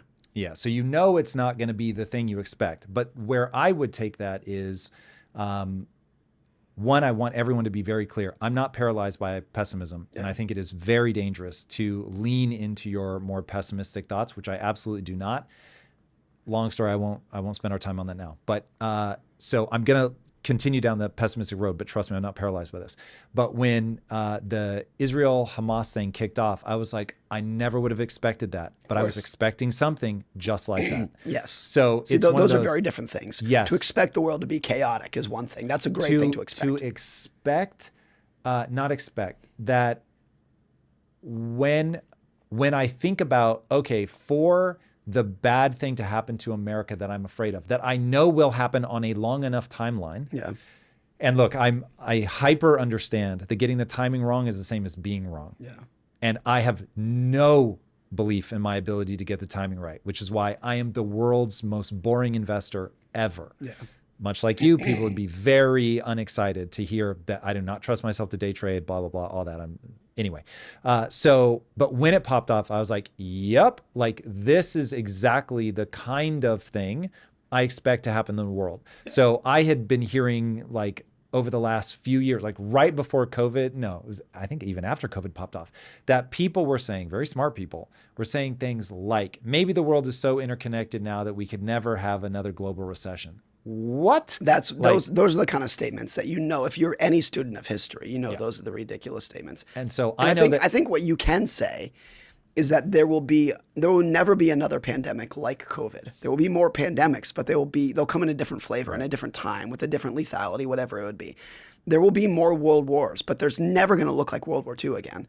That's what trips people up, is like you learn a specific lesson about how to avoid a specific thing.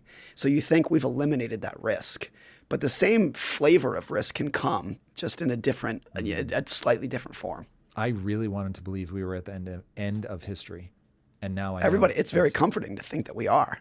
Yeah. But that's kind of the theme of the book, is that there's all these facets of behavior that have always been with us and will never go away. It's always like, no matter what happens in the future and no matter what kind of wars you have or recessions you have or what happens, you know with certainty that certain behaviors of how people respond to greed and fear and risk and uncertainty are always going to be the same. What are they? So rather than pretending that we can predict the change, let's focus on what we know is going to be part of our future. How people adjust their expectations with their circumstances. It's always been like that, and it will be like that in the future. So that's a big part of this. How fragile the world is the first chapter of the book. How narratives and stories are what gets people's attention. And if you tell a good story, not have the right answer, if you just tell a good story, you get people to nod their heads. It's those kind of things that I try to tackle in the book. So what are some of the things that we need to be most aware of in the context of navigating this world well? It doesn't have to necessarily be about money specifically, but that's such a big part. You said there's two things people are always going to care about: health and money. Yeah.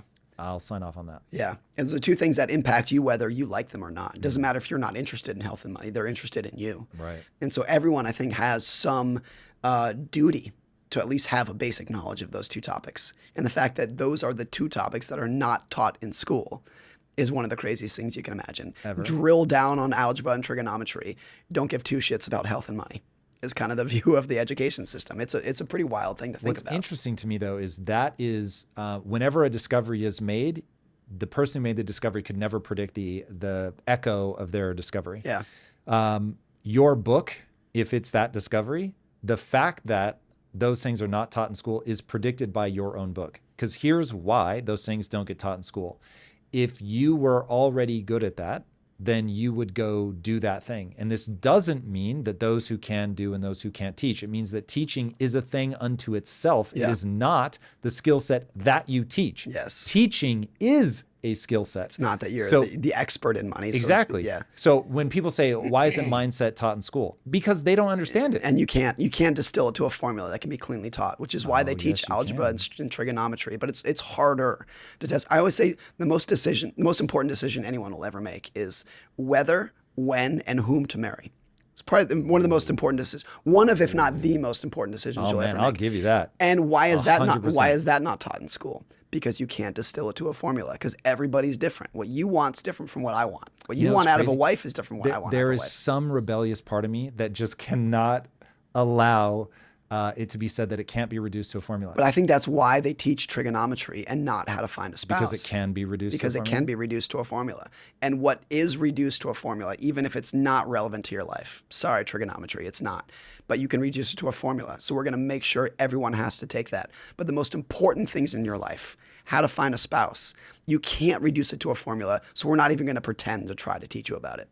I think that's why it happens. Can I give you the formula for finding the perfect spouse? I'm going to push back on it, but sure. Please. I hope you do, because then you're going to enlighten Without me. even knowing it. So Yeah. here, I love that. Okay, here's how you find the perfect spouse. So the most important thing is you need to make sure that you find somebody whose values match yours. Okay. But that they have a different perspective than you have, so a different frame of reference. The reason for that is you guys are going to go through this life as a pair, and your job is to solve problems better than you would have otherwise. Now, I don't have kids, but I still think that's the wisest framing. Yeah. Like when you look at it from an evolutionary standpoint, men and women coming together, the whole point is for you to raise kids and pass your genes into the next generation. So you are optimized from a biological standpoint to do that. So you want to come together with somebody that's going to remove some of your blind spots so that you guys can raise a kid effectively and be caught off guard by a lot less than you would otherwise be. The reason you need to share values is you are going to collide a lot on base assumptions. Those are going to be the bulk of a lot of your fights, but you'll be able to navigate your way through those because that's just, you're not understanding the other person's view of themselves or the world. So once you understand, oh, I believe that public schools are terrible and they rot the brains of your kids. And the other person believes you need to be around other children so that they can be, introduced to multiple ideas and have friends and learn how to connect. Once you understand, oh, the reason I was saying homeschool is because I think it's going to rot their brain. The reason that you were saying send them to school, okay, that's different base assumptions. You can get to the same page and try to convince each other. If you have different values, on the other hand, now this becomes a collision. Base assumptions are what you believe is, and then values are what you believe ought to be. So it doesn't matter what is. So now you can't use facts to navigate that. That's just going to come down to like religion. Yeah. So I believe it ought to be this way. If you collide on that, the odds of you being able to convince each other are basically zero. So when people have values collisions, the relationship's going to be terrible, and that's why you're going to end up being profoundly unhappy. Yeah. Okay, another thing, make sure that you guys, one of the values that you have is that you're going to elevate each other. So they feel better about themselves when they're with you than they feel when they're without you. Another one, make sure that, at least until you have kids, you're their number one, because otherwise I don't know why people sacrifice to be in a relationship. Yep. There's a few more. I'll stop there. But like how am I doing My so only far? pushback, I don't disagree with any of those, but I would be willing to bet. So it can be turned into a formula? Making this, Can I get that making this concession? number up, I would bet that 90% of people on the altar say, I check every one of those boxes, and half of them will get divorced. So I think it's an idealized set of goals to have. So what is it I don't that know if they're it's a bad formula at? for success. I think most people want the wrong things and want too much out of marriage. They expect their partner to fix all of their problems in life for them. And that's, I think it's an expectations mismatch. I have a friend named Brent Beshore who says, like, That feels teachable. if there is a key to marriage, it's when, and this I think is not necessarily teachable, but he says when both spouses want to serve the other spouse and expect nothing in return, and you can both do that simultaneously, that's an incredible relationship. You get a problem when someone says, I did this thing to help you and you didn't reciprocate. That's when you get problems and you start getting needy. There's one needy person in the relationship. That tends to be when everything breaks down. Can I give you a different take on that? Yeah. because they're dancing around a brilliant idea, but I think they're being insincere about what humans are like. Nobody will do something forever with no expectation in return.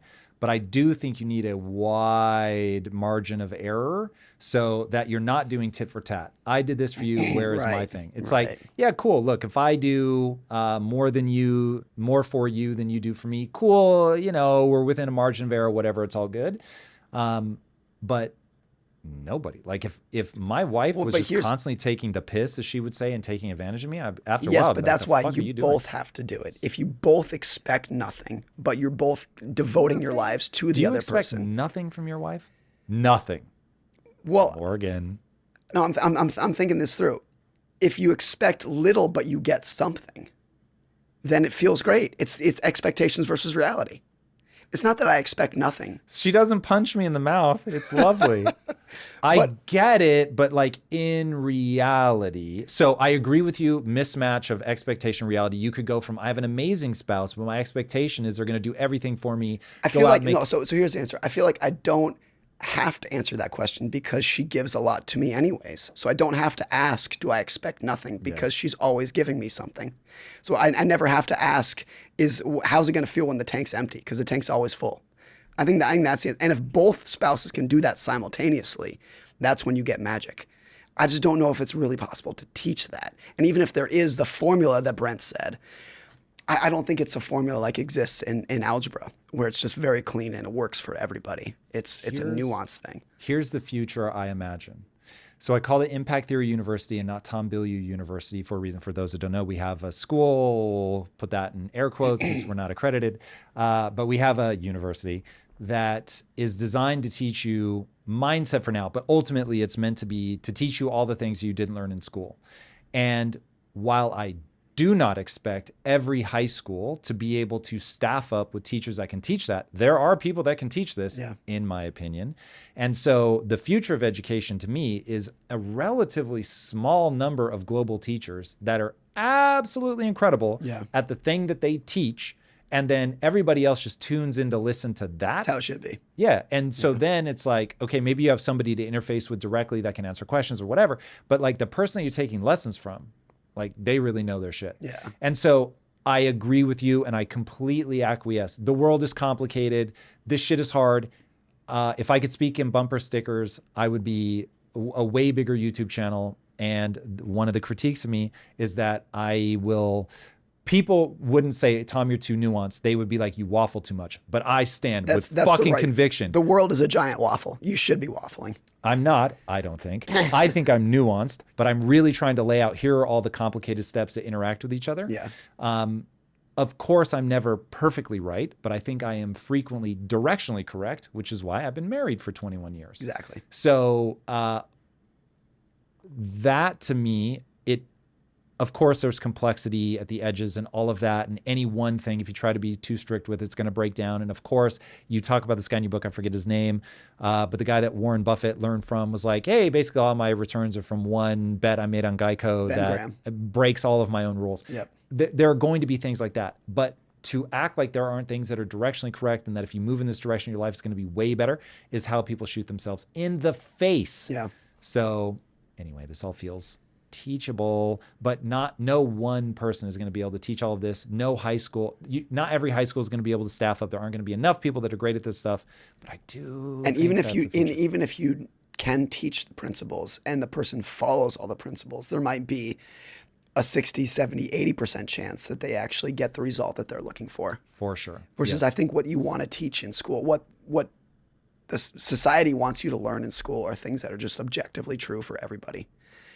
We teach certainty, and that's things that are the chemistry and algebra and trigonometry, things that it's not if you get this formula right, there's an 80% chance if you get the formula right, this is the right answer, period. That's what they want to teach because it's easy to test for, it's easy to teach. And nuance, which is how the real world works, it's just a much messier topic, and there's no guarantee that even if you follow the rules, you're going to be successful. But that in itself is the lesson that I think is really important to learn. Yeah. Agreed.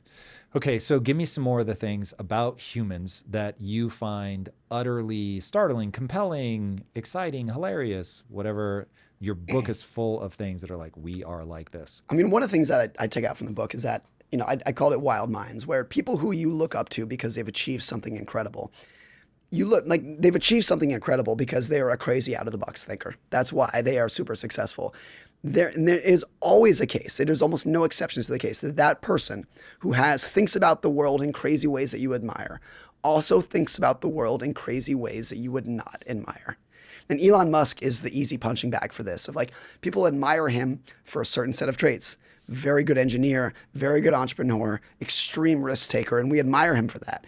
And then there's this other side of him that makes people cringe, at least some people. His online persona, his political views, whatever it would be. And you can't separate those two. Like, there's this quote from Kanye West that he said years ago where he said, if you guys want this crazy music and these crazy videos, there's a chance it's going to come from a crazy person. Yeah. And I think some variation of that applies to a lot of the people who we look up to.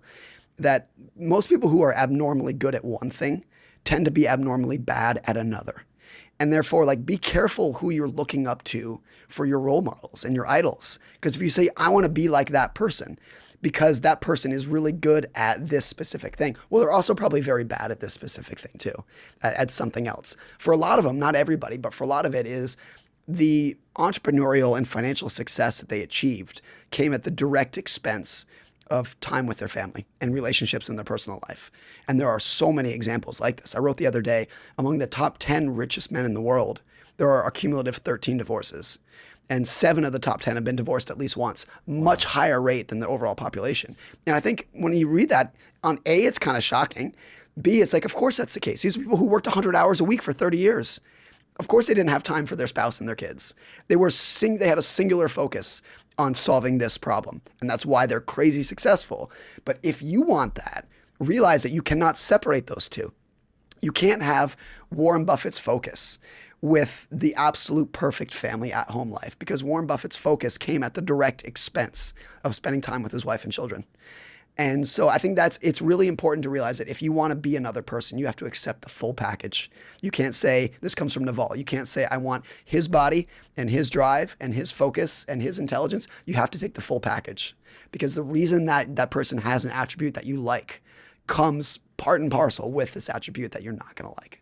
Yeah, it's interesting. I still think, so I agree with all of that. And I have found myself routinely watching like an influencer or whatever who is just, I'm on my grind, which I'm a huge fan of hustle porn. Let me be very clear. But if you don't spend time with your spouse or your kids, there's going to be a consequence. It all falls apart. None of it's going to be worth it. For sure. But when I look at the world, I do say, I want that person's physique. I want that person's business. I want whatever. And now, look, I put that in the context of I know who I am, and I'm very careful not to violate my values. I'm very cognizant of spending all of my time wishing I were somebody else is a recipe for just misery and unhappiness. Yeah. And one thing that makes me laugh about myself, and this I think is really, it's universal, but again, I don't trust my emotions. So, but okay, I have a very fancy house. It's like the one sort of, I always fantasized about it as a kid. It was just like the thing I always said I was going to do. And I can still get jealous by seeing somebody else that has an even better house. No matter how nice his house is, someone else's is nicer. Yeah, oh yeah, 100%. Yeah. I have to guffaw when I have that emotion. I'm like, dude, that is because ridiculous of that, beyond reason. did this house fill a hole? Did it scratch the itch, or is the itch still there? Well, it scratches one itch. So this goes back to money's more powerful than you think, but it's not what you think. So it scratches the itch of, it's like living in a piece of art that every time I catch it out of the corner of my eye, I'm just like, God damn, it's beautiful. So I'm very wired for beauty. So for me, like, it really hits me. And this is exactly what I think makes me a good storyteller, is you don't have to tell me if something's cool or good or beautiful. I will have such a visceral response. So anyway, it scratches that itch. But it does not make me feel cool. It doesn't make me feel better about myself. Yeah. Does it make you happier? It does, because in like functional ways. Like, appreciating art might make you happier. So it might. Something even more rudimentary than that. So I will just say that as my first love is filmmaking, and I have a movie theater in my house. So it's So it's little like, things. that's so cool. And what percentage square footage of the house is the movie theater? I bet Percentage? I bet it's very small, 7%. but it's maybe 80% of what makes you happy. I'm making all this up.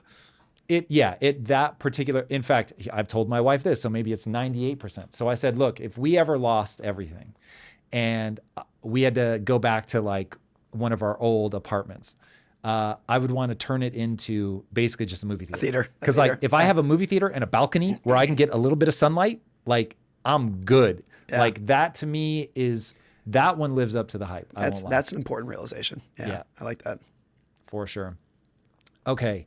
I want to know, given what you know is true about humans, given what we've discussed about money, where the economy is, the world, all of that, give me your take on the 24 election.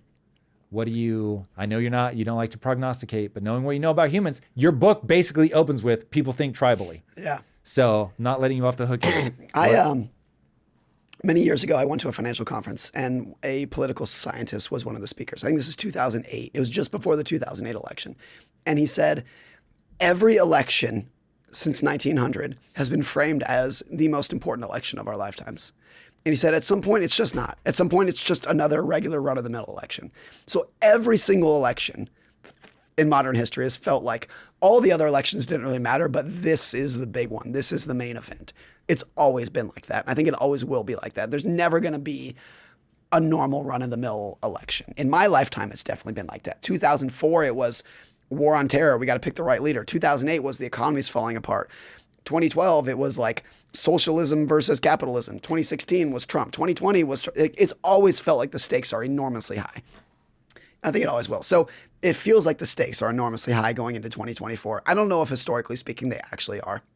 The other pushback that you get is like, well, politics is nastier and more dangerous and more partisan and tribal today than it's ever been. That too, if that is true, I think it's marginally true. It can't be true. We've shot each other a lot in a civil war. They literally used to shoot each other and fight with canes on the Congress. In our lifetimes, I will say it does, well, mine's a little longer than yours, but in my lifetime, this does feel like the most divided we've ever been. But certainly historically, it is clearly not. And I think regardless of how you've thought the last two elections, which way you wanted it to go, in both elections, people said, if this guy wins, there's going to be an apocalypse.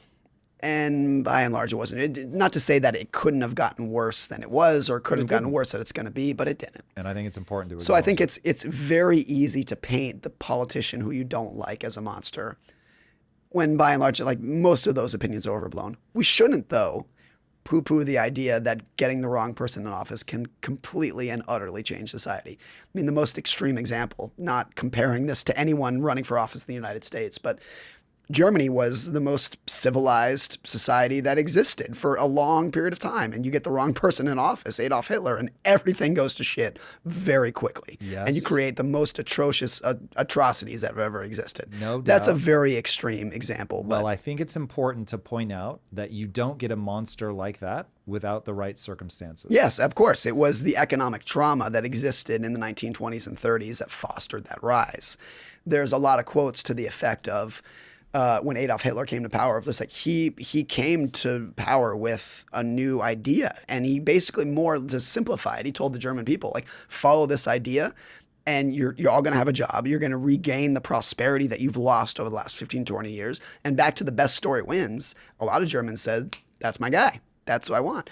But I think one of the lessons in that is like economic collapse can lead to social collapse. If you foster those right circumstances, you can get the monster, gets the elevator to the top in those circumstances. So it's not to poo-poo the idea that it doesn't matter who's president. That's definitely not the idea. But I definitely think there is validity to the idea that the person who you did not vote for is probably not the monster that you think. I think that's generally true most of the time, at least. Yeah. This is why I worry. Not the right word. This is why I'm now paying attention to things in the macro, is like, ooh, the circumstances are the things that give rise to a change in the individual human, which I would say is one of the very predictable things, same as ever with people, is that we are 3 weeks away from being a monster, and that we have to be, the price for freedom is eternal vigilance. Yeah. Like, we must be eternally vigilant for what are we doing with the collective consciousness, like how people are. Ray Dalio talks about this a lot. All that matters. I remember him saying that. He said this all the time. I've had him on the show several times. And he's like, all that matters, Tom, is how people are with each other. Never really understood what he meant. And then I started looking at what's going on in the political divide. And I'm like, oh, this is exactly what he means. Yeah. Like, when people are vicious to each other, when they other people, when you hear things like they're animals, it's like, ooh, like if I ever say, these people are animals, my wife can just slap me right in the mouth, just punch me in the face. Because the second you do that, you are headed down a hyper dark path of just, again, being able to predict what humans are like. The second you do that, once you dehumanize it, because the huge majority of people could not attack another human. But once you dehumanize another individual, then you're not attacking a human. Because as soon as you change it, the huge majority of people could not kill another human. But once you dehumanize it, all bets are off. Yeah. And that was how he justified the rest of the war to himself. It's one of those scenes where you have to pause it and just go, oh my gosh. Now, like, it makes sense in a very disturbing, haunting way. I don't understand why people aren't way paranoid about themselves, about the madness of crowds, how humans really can break bad in the most horrifying way conceivable. And that I am such a believer in the words of Solzhenitsyn, again, the author of Gulag Archipelago, when he said, the line between good and evil runs through the heart of every man. Yeah. And I include myself in that. I try to remind myself, as good as I think I am, as much as I feel like I have gone in my life way out of my way to be integrity and to do things with honor, that, oh, there are circumstances in which I become a monster. Yeah. Knowing that that is within my heart as easily as it is anybody else's.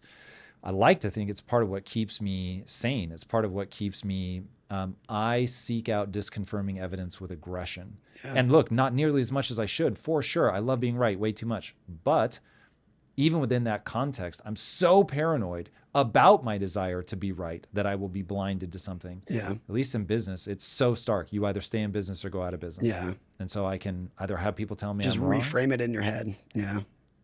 It's a pretty staggering thing to see what people are capable, just by reframing something, what you're capable of doing. It's amazing. Yeah. The book is amazing. Same as ever. Where can people follow you?